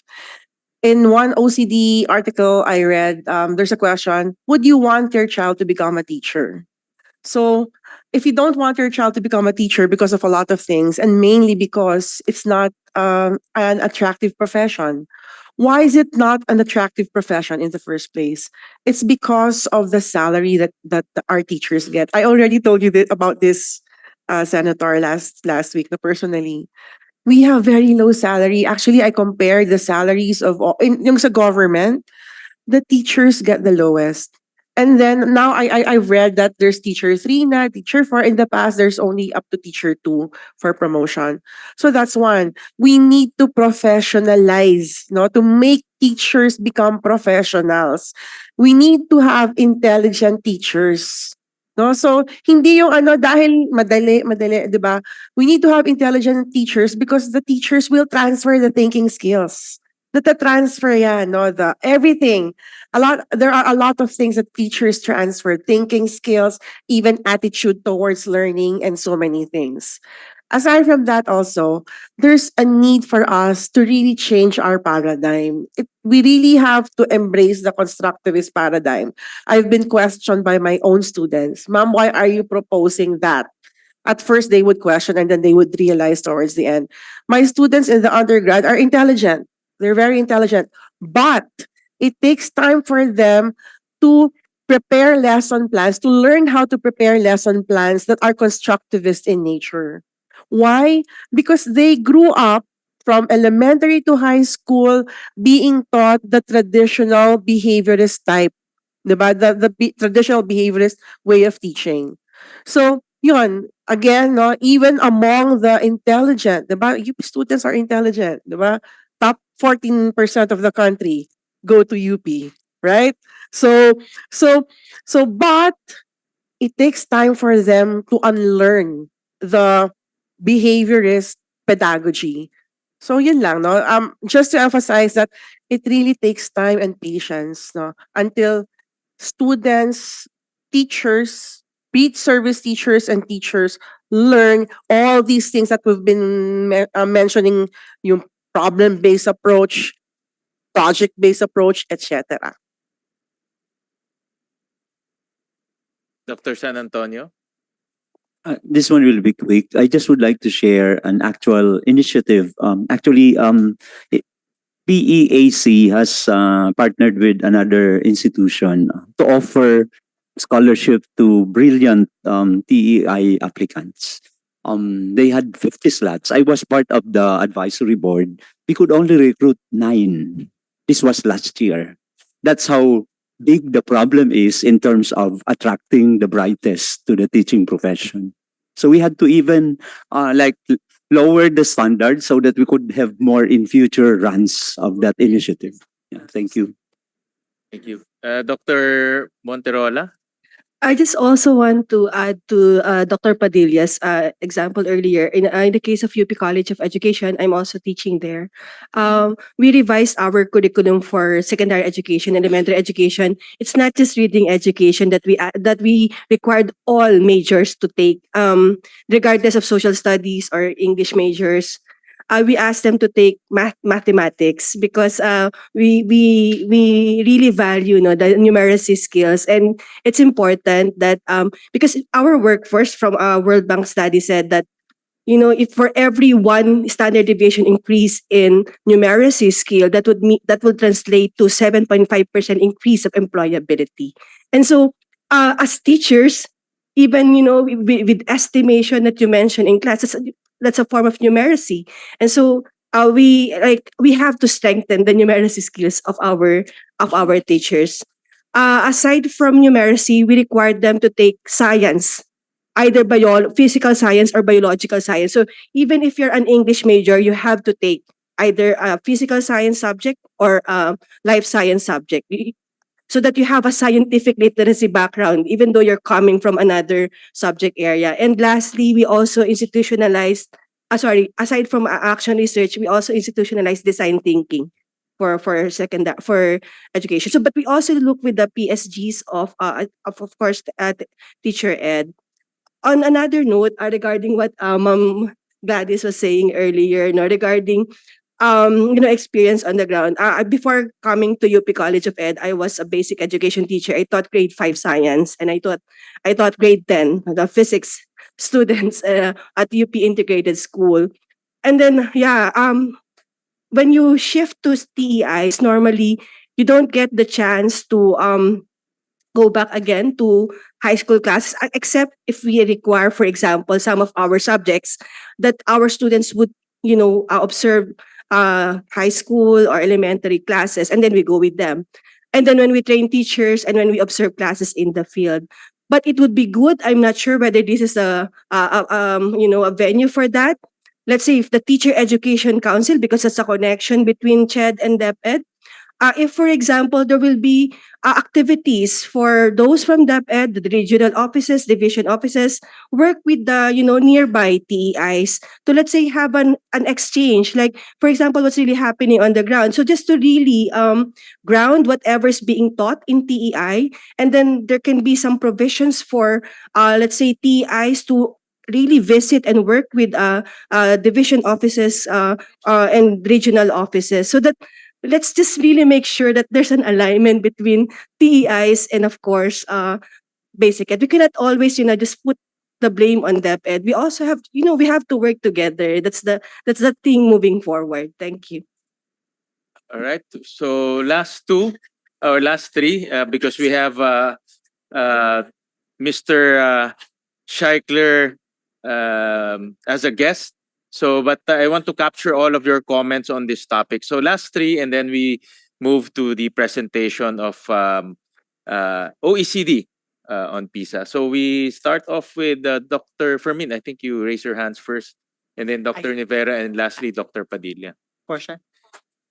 And just a quick rejoinder to what Dr. Gladys and Dr. Sher said earlier. We have some data from the UP College of Education showing that as far as the evaluation, student evaluation of teaching performance is concerned, there seems to be a trend that those faculty members who had experience in basic education teaching that had um, higher SET, what we say, student evaluation of teaching results, and you'd be able to see that in the number of such faculty members receiving excellence in teaching awards from the College of Education. You, Dr. Fermin, and then lastly, Dr. Nivera. I'd ask Dr. Noel to share first. Because, Mr. Chair, I think I'll be synthesizing all their comments. So, sige, Dr. Nivera, and then lastly, Dr. Fermin. Okay, I taught for 6 years in basic ed, but never since then. So it's been 25 years. So I always wish I could go back and teach again. So it would be nice, I think, for teacher educators to experience like a month or two teaching. So every now and then, like every 5 years, they go and they teach and see if what they are teaching in higher education institutions really work with the current students that we have. Second point, in PNU, we have BEMC, Bachelor in Math and Science Elementary Education. So they are elementary teachers trained to teach math and science in intermediate grade levels. So we give them additional math and science courses so that okay, so I hope now we are working on curricular programs that offer also twin specializations like English and Filipino, social science and values ed. Not English and math, not yet. That was my degree, ma'am. Major in English, minor in math. So not yet. Okay. And I have also another point. I think we don't have this critical pool of math or science educators who has a who have a deep understanding of how to teach math and science in the early grades, or math literacy and science literacy, or even reading. And we need to reach out to the TEIs because we understand that there's a huge variance in terms of quality of our TEIs. Maybe if we can produce, let's say, these modules or materials for use by TEIs on how to teach mathematics, science, and reading in the early grades. And we farm this out to all the TEIs for teacher educators who have limited training on these areas to use in teaching their subjects. I don't know, maybe we can make a difference. Thank you. And lastly, Dr. Fermin. 3 points, Mr. Chair. I think the best and the most brilliant minds in teacher education are here. And in my capacity as chairperson of the technical panel for teacher education, I'm here to capture also what needs to be placed on the table of revisions right now. It's overwhelming, but there had already been coordination meetings with the Teacher Education Council and the technical panel for teacher education. We just had a meeting last week, right, on the proposed roadmap. But Mr. Chair, what I'd like to say is that it appears that it may appear that DepEd is being blamed here, but actually I don't see it that way. We're reporting to the agency who receives our teachers, our products, and true to what we have discovered, we have done all our FGDs and due diligence with our graduates. How are you doing? Are you happy? And then they all say us, everything that you've taught us, at least 85%, don't work in the field because you have too many things to work on. That's the first pain point. I'm sorry, former Secretary Liling, but out of respect to our teacher education institutions, I think they know how to equip the students with content and the fundamental competencies. It's just that our conditions may not be as supportive of them trying out what they have been trained to do. That's one way of looking at it, perhaps, but I'll leave that for a separate discussion. Mr. Chair, I'm also due to tell you that if we at CHED, at higher education, acts on the teacher quality dimension of all these things so that we could up the scores or whatever our goal is. First, we need to phase out. We need to phase out and I'm very, very strong about this, and we have the support of the Commission and Bank. In fact, we are now at the pre-final stage of the CMO that will be issued on the gradual phase out of two types of teacher education institutions. The non-performing in the licensure examination, assuming that the LET will also improve, and okay, so I mentioned it, and the non-compliant TEIs. Those whose faculty members along four important criteria. Number one, the dean is qualified. Gosh, I tell you, in my monitoring exercises, we have Sunday deans. They can only come on a Sunday because they are working the other days. Okay. Elsewhere. Then the faculty also do not have the qualifications such as the background in teaching in basic education. The third will be the presence of the laboratory school that ensures the connection of the need in basic education, whether that lab school exists in the TEI or a partnership with a DepEd school or a private school. We need to see that. And the last item has dean, faculty, and of course the curriculum, the compliance to the curriculum. But you see the pitfall in issuing a set of PSGs at the higher education level. Much as you would want to make the content, the competencies, the way delivery should be done, there's that clause of academic freedom involved. But I think there's a way, Mr. Chair, to go beyond that, because now that we have data support out to support our initiatives, PISA is one of them, CPALM is another, TIMS is another. There are several. The scoping studies for teacher education in the Philippines, they have been completed last year. And the multi-factor motivational model of who enters Philippine teacher education refutes what former Secretary Briones is telling us. In fact, there are a good number of people who'd like to come in. So, these voices that constitute the discourse of education quality, particularly teacher reform, we need to listen to all of them. They're most welcome. And I guess, Mr. Chair, the impetus provided by meetings like this, it's PISA, but it's actually cutting across all the other conduits of indicators of quality. This is the best time because we cannot afford to have another EDCOM or afford another, miseducation to happen. So, Mr. Chair, my manifestation is please support also the Commission on Higher Education. When we start messaging strongly, we need to shut down and we need to phase out certain teacher education programs. The revision of the curricula is going to come very soon because you have already produced one cohort of graduates in teacher education. The LET results, mind you, are very encouraging. We have the highest passing rate so far after the revision of the curriculum, but there's the Matatag also. So I think the fast pace of iterating the context is upon us and we just have to maximize it. Thank you, Mr. Chair. Thank you, Dr. Fermin, and to the other resource persons for a very lively discussion. And just to summarize, I'll summarize the summary. Well, first is you will have this committee support and EDCOM support in the phase out of that of those underperforming TEIs. We've been recommending that for quite some time already, and in fact, we discussed that in EDCOM. And number two, there's a solution to that I'll call it misalignment between pre-service and in-service. And that is the Excellence in Teacher Education Law, which we empowered TEC, the Teacher Education Council, with numerous powers to include a bigger voice or a stronger voice to DepEd so that this misalignment and coordination will improve between pre-service and in-service. And we're still awaiting to operationalize that law to its fullest.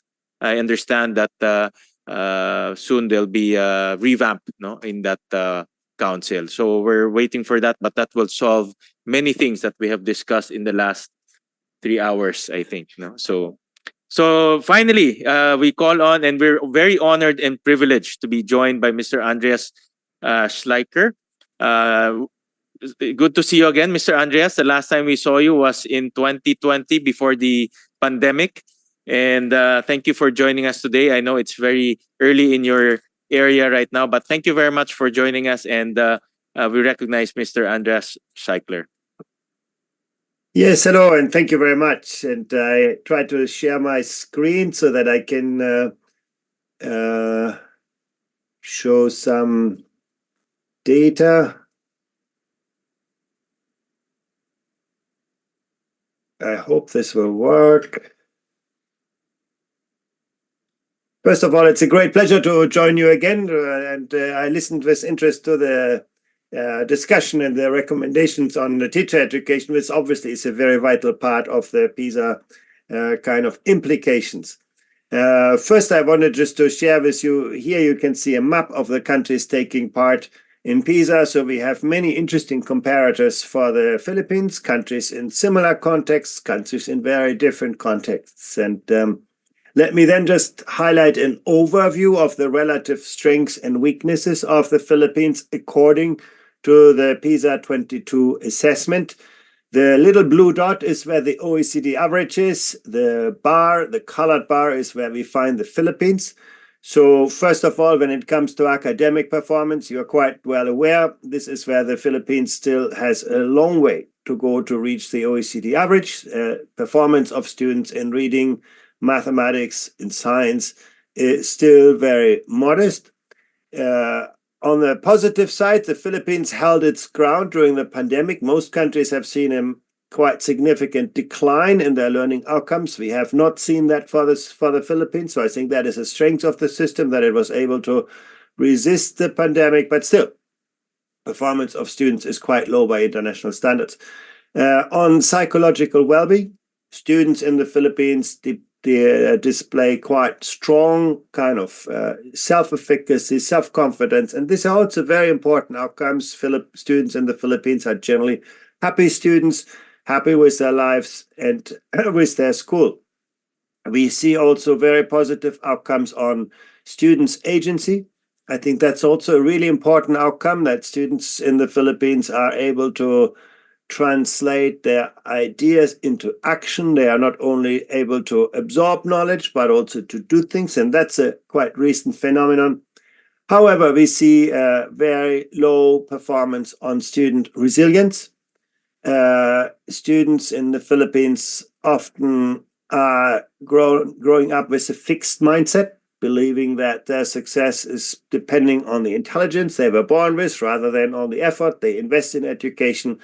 And that is certainly something that comes down to the learning environments, to the teaching profession. That mindset is something that is conveyed to you by the environment, and I think that's something to think about. We also see relatively limited levels of student engagement with school. The quality of social relationships is not so strong. Teachers in the Philippines see themselves, according to the PISA results, mainly as people who convey knowledge, but with limited engagement for, who their students are, who they want to become. The kind of mentoring, coaching functions of teachers are not as well developed as in most other countries. Material environments are quite low. That's what you expect. I think that's something that just reflects the broader economic context of the Philippines. On the more positive side, to conclude on that, is a greater openness of diversity. Students in the Philippines are open to different ways of thinking, different ways of working, different cultures. They are generally open-minded to different views and opinions, and I think that's something important in the world today. So this is just sort of a snapshot overview of the relative strengths and weaknesses of students in the Philippines, and they tell you a lot about the education systems. Let me just highlight, we have been able to track educational progress for over 20 years now in PISA. You can see here how our world has changed over those years. Skills like mathematics have become far more important over the last decade. Many phenomena in today's society and economy you can no longer understand without a deep conceptual understanding of mathematics. And the reason why we see relatively low performance of the Philippine students is that they are often good in reproducing what they have learned. They memorize and they reproduce mathematical formulas and equations, but students in the Philippines do not have strong strengths to apply what they know, particularly not in unfamiliar settings. And in today's world, that is increasingly important. In a time of, ChatGPT, the world no longer rewards you for reproducing answers. It requires you to ask the right questions, to question the established wisdom of our times. And it's very clear from the data that this is what is very difficult for students in the Philippines. They have memorized a lot of material, but they're not very good in applying their knowledge, extrapolating from it. And in the world of today, this is really the key. This is what you can see in the data, but also on average across OECD countries, we have seen no improvements over the last decades. In fact, in the last 4 years, we have seen a significant decline in many OECD countries, whereas in the Philippines, we have seen stable learning outcomes. So I think that's a great strength, but the gap is still wide. No? I also want to point out, when we look at social disparities, you can see very clearly that on the right side of the chart, you have some countries like in Asia, these would be, Singapore, Japan, and the systems of Hong Kong, Macau, where the social gap is very small. That is, students from all backgrounds succeed in education. Whereas you can see the Philippines on the left side, the impact of social background on success is very large. Students from privileged backgrounds have quite good performance. Students from disadvantaged backgrounds are trailing significantly behind. So closing that social gap is a very important objective. And that has mainly to do with, the allocation of resources. How do you attract talented teachers into difficult schools and so on? If you go to Hong Kong, if you go to Japan, Singapore, these systems are very good at that. And in the case of the Philippines, often resource allocation remains regressive. That is, students from disadvantaged families have lower teacher quality according to PISA and lower material resources. Money is always important, but as you can see in this chart, the correlation between investment in education and learning outcomes is not so straightforward. If you look at countries that spend a lot, you can see, for example, Singapore and Qatar invest equal amounts in education, roughly equal, but Singapore is the world's top performer and Qatar performs quite poorly on this. So money is not everything. And you can see the same when you compare Vietnam and the Philippines. Both invest comparatively little in education. They are both on the left side of the chart where spending per student is still quite low. But, in the case of Vietnam, Vietnam performs far better than predicted by its spending, whereas Philippines performs worse than predicted by the spending. What this really tells you is that it's not just the amount of money that's being spent, but how those resources are invested. When you look at countries that achieve a lot with very little money, they typically are countries that invest in the quality of teachers. They attract, bright people into the profession. They invest in them initially. They provide an environment where teachers continue to learn. So there's a lot of money going into teaching, and often money is saved with the size of classes. So there are different spending choices that are being made. Many countries these days face big shortages of teaching staff. That's also true in the Philippines, but less so than on average across OECD countries, and certainly less so than for countries on the right side. But we can see that it is a drain on outcomes. We can see very clearly that in schools which lack qualified teaching staff, results are worse. Schools which lack assistant staff, you can see also that's been negatively associated with resources. The lack of material resources, particularly in disadvantaged schools, plays out negatively. Physical infrastructure is still a problem, and certainly digital infrastructure. So you can see really that the many factors when it comes to material and staff resources that play out negatively in terms of outcomes. I want to highlight one thing that is, I think, quite important these days, and that is students' exposure to digital technology. you can see when teachers are using technology for learning, no? Basically technology used in instructional design, we cannot see much of a relationship to outcomes. Some teachers in the Philippines are using technology very well, and others are using it in not so productive ways. So if you average this out, we cannot see a clear relationship between technology intensity in classrooms and learning outcomes. But what we see very clearly is a very negative relationship between students using their own smartphones in school. Now, many students get distracted. Many students feel that they get anxious. They are dependent on smartphones. And you can see that is a big factor that influences results negatively. And that actually influence is stronger than the influence of the pandemic over the last 4 years. So that's something to watch out. On the one hand, you can use technology for learning in very productive ways, but when it's used for leisure, students using their own smartphone, this is something that has clearly detrimental effect on outcomes. Now, you can see that here when we ask students, for example, do you feel anxious when you do not have your smartphone with you? You can see the Philippines is one of the countries where that is most the case, more so than in most OECD countries. And we see very clearly where students feel anxious when they don't have their smartphone, they're less well in mathematics, they are less happy with their lives, they're less in charge of their emotions and less resistant to stress. Last point on teachers. This is a positive outcome. Actually, most students in the Philippines feel that their teachers support them.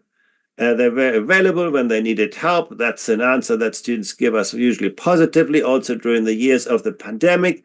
And it is something very important where students feel that teachers are accessible. You can see very clearly that those students were more confident in their own learning abilities. No, that's what we want these days, that students are not just passive consumers in classrooms, but active learners.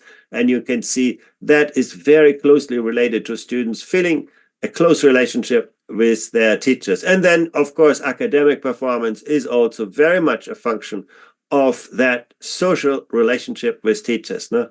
Education is not just a transactional business. It's very much a social, a relational experience, and the quality of those relations between students and teachers is really very important, very, very key.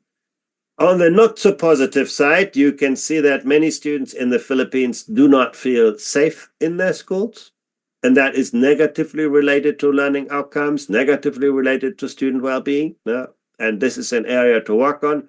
The perception of safety is not well developed. We also see that many students in the Philippines do not feel a strong sense of belonging. If I compare that, with Switzerland or Austria, most students feel a sense of identity in school. They feel that school is a place where they belong, where they make friends, where their teachers and everyone supports them. Whereas in the Philippines, many students feel isolated and don't feel school is like a home for them. Very last point is on the growth mindset of students. I already mentioned that. What you can see very clearly is that in the case of the Philippines, many young children believe that the intelligence they were born with determines everything. So they don't feel in charge, they don't feel ownership over their learning processes. And you can see very clearly this is a very powerful predictor of the quality of education. So if the Philippines would be more, like Estonia, like Ireland, Germany, Japan, where students feel in charge of their own learning, you would certainly, see better learning outcomes. Now, that growth mindset is a very important predictor, and it's something that teachers frame every day in the ways in which they work with students. If you, tell a student who's not doing well, you're doing well, you destroy that growth mindset. If you tell a student every day, you're not good enough and you can never, succeed, you destroy that growth mindset. If you tell a student every day, yeah, yesterday was not good, but today is a little bit better, you put some effort in, you succeeded, that's how we develop the growth mindset. And you can see really across countries, it's not just about, quality of teachers, material resources, and all of that, but it's often very much about how do we develop that mindset. And that's all. I would be happy to answer any questions that you may have. Thank you, Mr. Andres. Well, to start off, just to inform you, the flag that was used is not the Philippine flag. I'm not very sure if it's the. Yeah, the first two slides were correct, but the subsequent slides were not the Philippine flag. Just a little comment, Mr. Andreas. Mr. Andres, I saw in one of your presentation, and I also created a slide for this, and this is actually quite striking for me.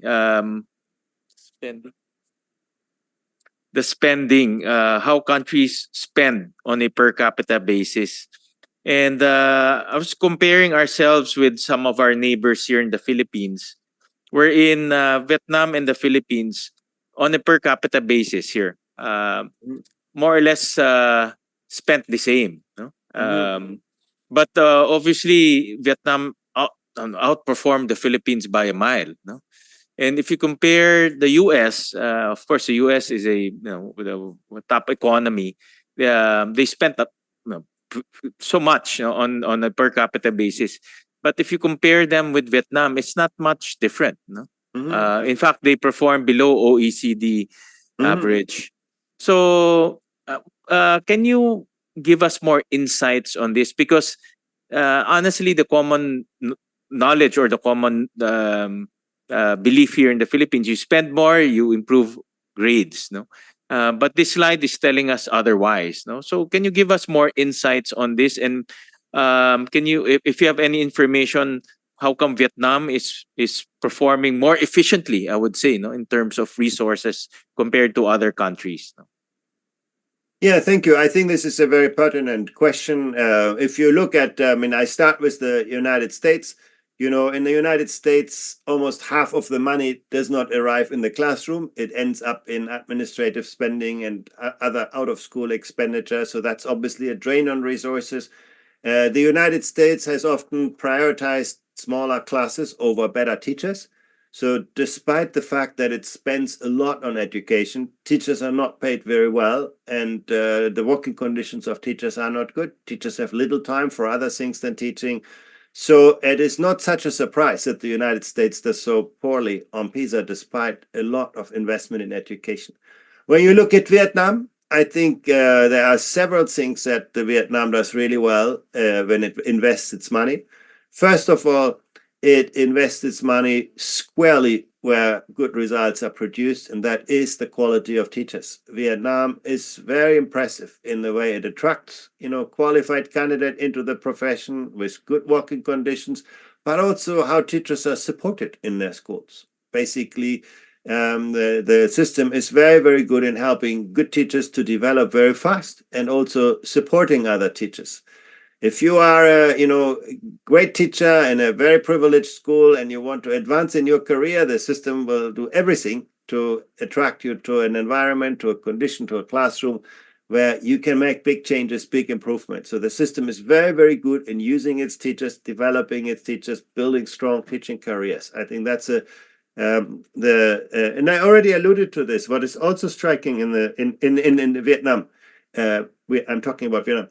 What is also striking about Vietnam is that they are very, very good in matching resources with needs. The system is quite sensitive to the social and economic conditions of schools and quite good in aligning the quality of resources with the needs of the students. Whereas in the Philippines, we often see the reverse. We see that resource allocation is not progressive, but regressive. So the quality of resources often is positively correlated with the social background of schools. Schools in wealthier neighborhoods have access to better teachers, better material resources, very different from the case of Vietnam. So I think Vietnam is actually a very interesting example of a country that does not have much money in education, but invests its money in very smart ways, very effective ways, with great success really in terms of the quality of learning outcomes. Another question, Mr. Andreas, is for similarly situated countries like ours, no? Aside from Vietnam, you mentioned Vietnam, what are the best practices that you have seen that you also recommend to the Philippines, so that we can improve our outcomes over time? No, aside from the ones you mentioned in Vietnam, for example, you mentioned about matching resources with needs. But aside from that, for similarly situated countries, because we cannot be compared, let's say, with Qatar or with Norway, but with similarly situated countries, what have you observed that we could also emulate here in the Philippines? Yeah, I think a couple of things. The first, and it's perhaps the most challenging, is really about curriculum implementation. What we see from the PISA data is that students in the Philippines are often very good in reproducing the subject matter that they have learned. They can memorize it, they can replicate that knowledge, but students in the Philippines have really great difficulties with applying their knowledge in unfamiliar, novel situations, something that PISA puts great emphasis to, because the modern world really requires students to use what they know creatively. And what we can see, and even, Indonesia would be an example that would be quite similar in the past to the Philippines, but has really made major efforts to change that curriculum model, to give students more project-based learning experiences, to make learning more authentic, to actually give students access to more to learning environments where they have to display greater agency. So I think that's important, that the instructional model, the implemented curriculum, really adapts to a different world in which we live today, that where students need less the accumulation of subject matter content and more capacity to apply, use, create knowledge. And you can see in some countries in the region, I think there's been a quite tremendous efforts really to change that instructional paradigm with some success. Second point related to this is greater responsibility in schools for the design of effective learning environments. That's a challenge often. You don't want to give responsibility to schools that may not have the capacity, so this is really a careful balance. But we do see in many countries in similar situations that do better, that schools have greater ownership over the use of resources, the design of instructional development, sometimes over the hiring of teachers as well. And all of that is important, to give schools sufficient kind of ownership over that. Now, you can look at Malaysia, that has worked very hard on that kind of redesign of the instructional model, and that's where we see the Philippines still very much in a very traditional model of education. Thank you for that, Andres. And there's also another in the contextual variable that PISA contains. There's also another interesting portion here, no? And this is actually a big discussion here in the Philippines. The language used to test students, and in the Philippines, 93% of the students who were tested in PISA said that the language they spoke at home is different than the language used to test them in PISA.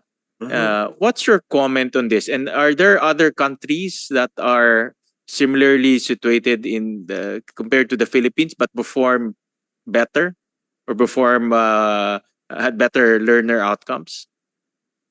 Yeah, that is something that is actually quite unique in the case of the Philippines, even though you have many countries where you would have above 50-60% of students speaking another language. But in the case of the Philippines, it's actually quite pronounced that the language of instruction, the language of testing, is different from the language spoken at home. There are some countries that are very good in overcoming those disadvantages, where language does not play out very strongly in terms of academic results, but it is often a bit like social background.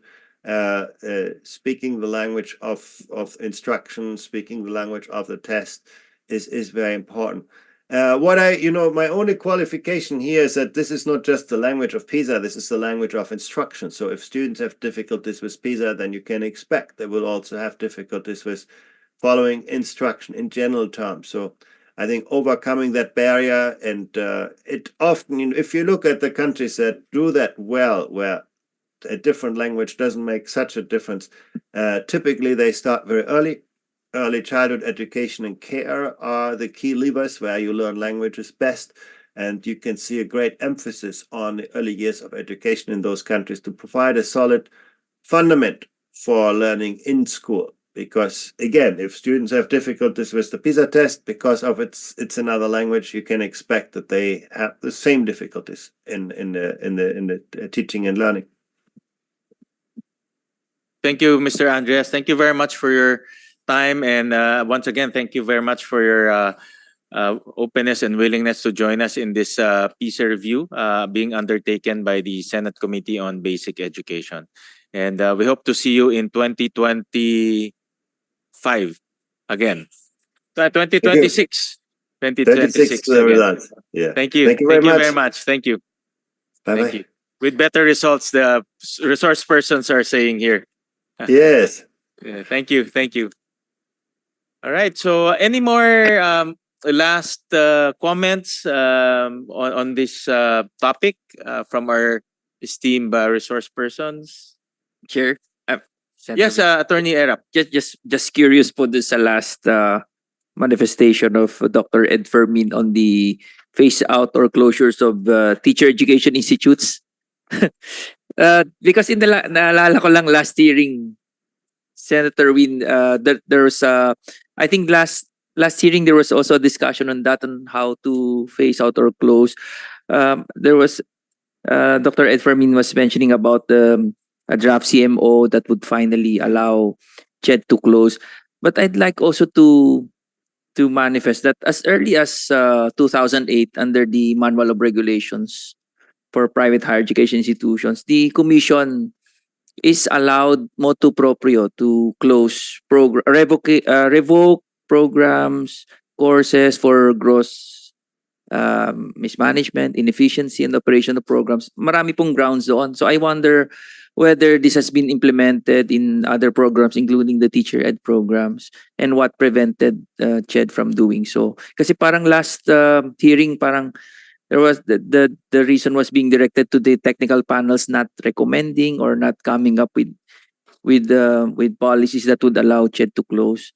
But there's an existing ano po. And then my follow-up question siguro with Dr. Ed Fermin and CHED is, what about the teacher education courses in state universities and colleges and LCUs, because they're not given separate recognition for programs, I suppose, unlike private HEIs, and this is important in quality assuring the TEIs po.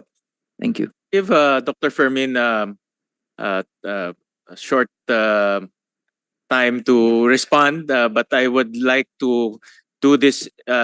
This is this should be a joint hearing, no, between the higher education and basic education, because they're interconnected. That's what Secretary Biron has mentioned earlier. So I will be coordinating with Senator Cheese on this matter so that we can file a resolution jointly. But quick answer to this effect, and then later on we can go deeper once we conduct the joint hearing. Mr. Chair, thank you, Mr. Chair. To my text mate, I'll reiterate my response. The MORFID doesn't categorically make use of the licensure as a requirement for closure. We assume that the non-performance in the licensure may be rooted in negligence, mismanagement, and so on and so forth, which the technical panel for teacher education is not solely responsible for. It's done at the level of the regional offices to recommend that directly to the central office. There is a data set showing that from 2003 to 2023, at the very least, I've seen 28 of them which have already been closed by the Commission on Higher Education. And I'm sorry, including state universities and colleges offering the programs of teacher education in state universities and colleges who are actually part of the red list. So there's a red list, Mr. Chair, and in the submission that I've made to your office, you will see there the mechanism for the phase out, because the numbers that we are talking about is a long list. And in the proposed mechanism, which will soon be converted into a CMO form, actually it's already drafted as a CMO, discussed yesterday at the CEB meeting. You will see the strategy to expedite the closure process, the phasing out and closure process, which should be premised on due process. Because while we were inspired by what nursing did, there had been a problem in the implementation of the phase out and closure of nursing programs, Mr. Chair. Thank you. Thank you. Dr. San Antonio. I just would like to highlight as a final word. Of course, this is already found in the recommendations of the OECD. We have to really intensify school-based management that pays attention to learning.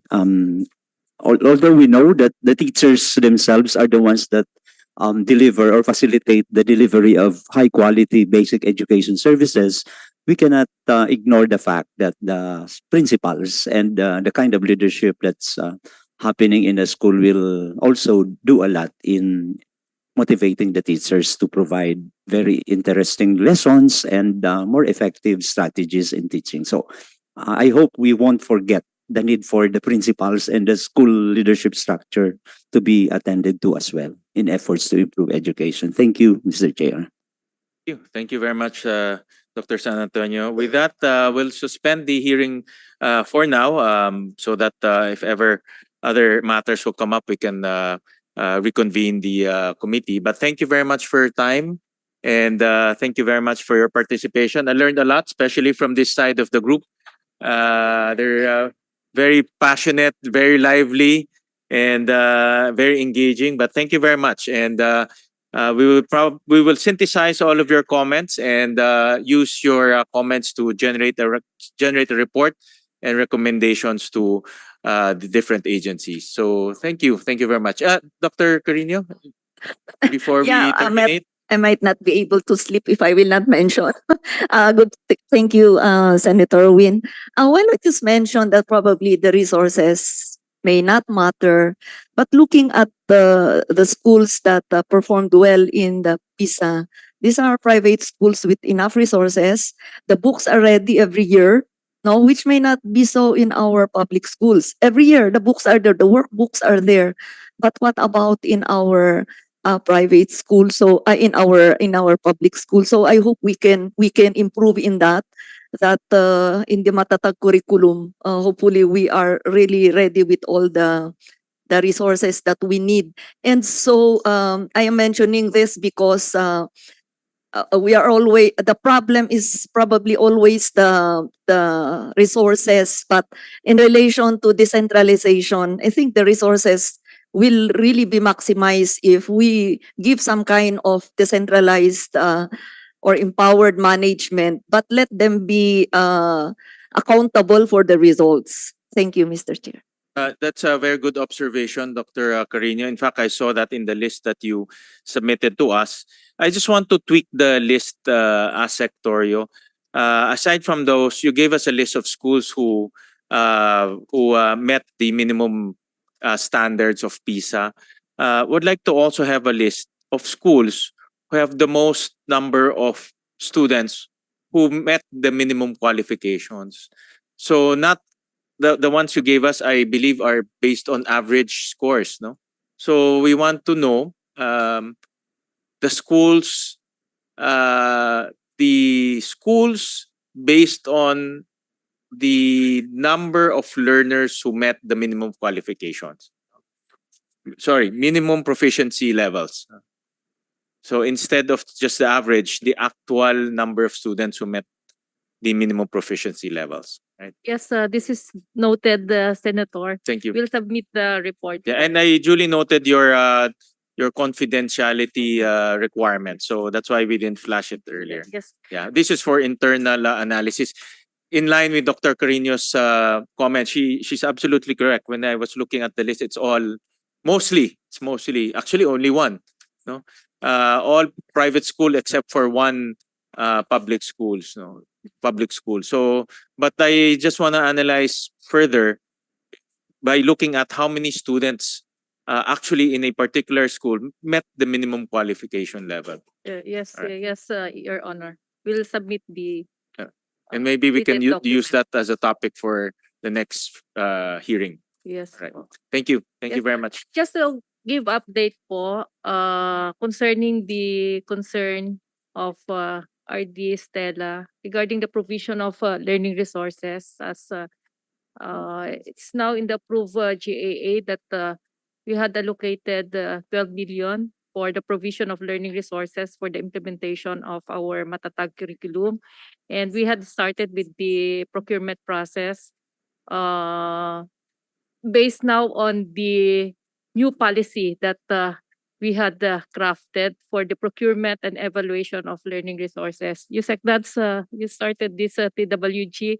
We had the TWG during the previous administration, which reviewed the existing procurement policies as well as the quality assurance of not only our textbooks but our learning resources. So this was already these policies were already approved by the present administration, and these policies will apply now in the procurement of our textbooks, which of course will not contravene with the existing RA 8047 and RA 8194, the procurement law po. So next week opening na po ng bid, which unfortunately coincided with the EDCOM for 22 po. I got an information from our BLR team that schedule coincided with the opening of bid for the procurement of textbooks because BLR was summoned to attend that EDCOM meeting. Talk about the schedules Yes po. later on. Well, one of the quick offshoot of this hearing that I was discussing with the staff, maybe during the budget hearing we can include a provision there for preparation of PISA. Now, first, I picked up from our resource person that one of the best practices to improve our PISA results is to actually prepare the schools. No, so maybe we can. From Secretary Briones, I heard that during the first hearing. For 2025, maybe we can add a small provision. I don't think it will cost a lot, no. So that because next year we'll be taking PISA again. Yes, So sir. let's include the budget to prepare the schools who Yes, will sir. be undertaken. No? Yes, So sir. these are just ideas that came out of the hearings. Yes, sir. Just to mention po that this is the second time that our country is participating in the PISA. So, third time. 20, yes po. Prior to our participation to the 2022 PISA, ang haba po ng deliberation namin. Ang haba po whether or not we will still participate because of the poor performance we had in the 2018 PISA. Pero because of the leadership of Ma'am Liling and of course my boss Yusek Dads, we participated in the 2022 PISA. We prepared our schools. Noon po kasi alam naman ng mga RDs yan, hindi naman natin pinag-usapan yung PISA noon po. We prepared for the 2022 PISA, kaya lang po nagkaroon ng pandemic. But just the same po, ang laking suporta po ng mga LGUs, even parents, teachers po natin for our participation in the 2022 PISA po. That PISA, as already reported, the examinations were administered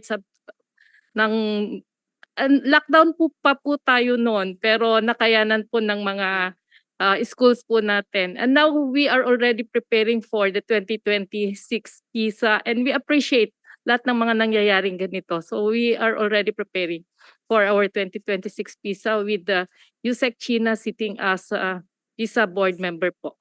The side of the Senate, again, just off top ideas is to provide a provision already in the budget for the preparation. For other preparations also, like exposing to computers, to buying materials, let's already embed that in the budget so that there's already a clear provision for that. No? Yeah. All right. Secretary? Hopefully only 2 sentences. we were talking about the provision of textbooks. They were going to bid out the textbooks, but also another problem is we need to review the textbooks themselves, because the situation during my time, during brother's time, and the present time is different. The challenges are not only different, but we cannot predict the challenges. So the kind of thinking that we want to instill will have to be reflected in the textbooks. If we are going to bid out and spend billions for textbooks, which were used before and some of which may not be meaningful anymore, then it might not be a good investment. Thank you. Point well taken, Secretary Briones. So with that, we will suspend the hearing for now. Again, thank you very much for your attendance and participation. Maraming salamat.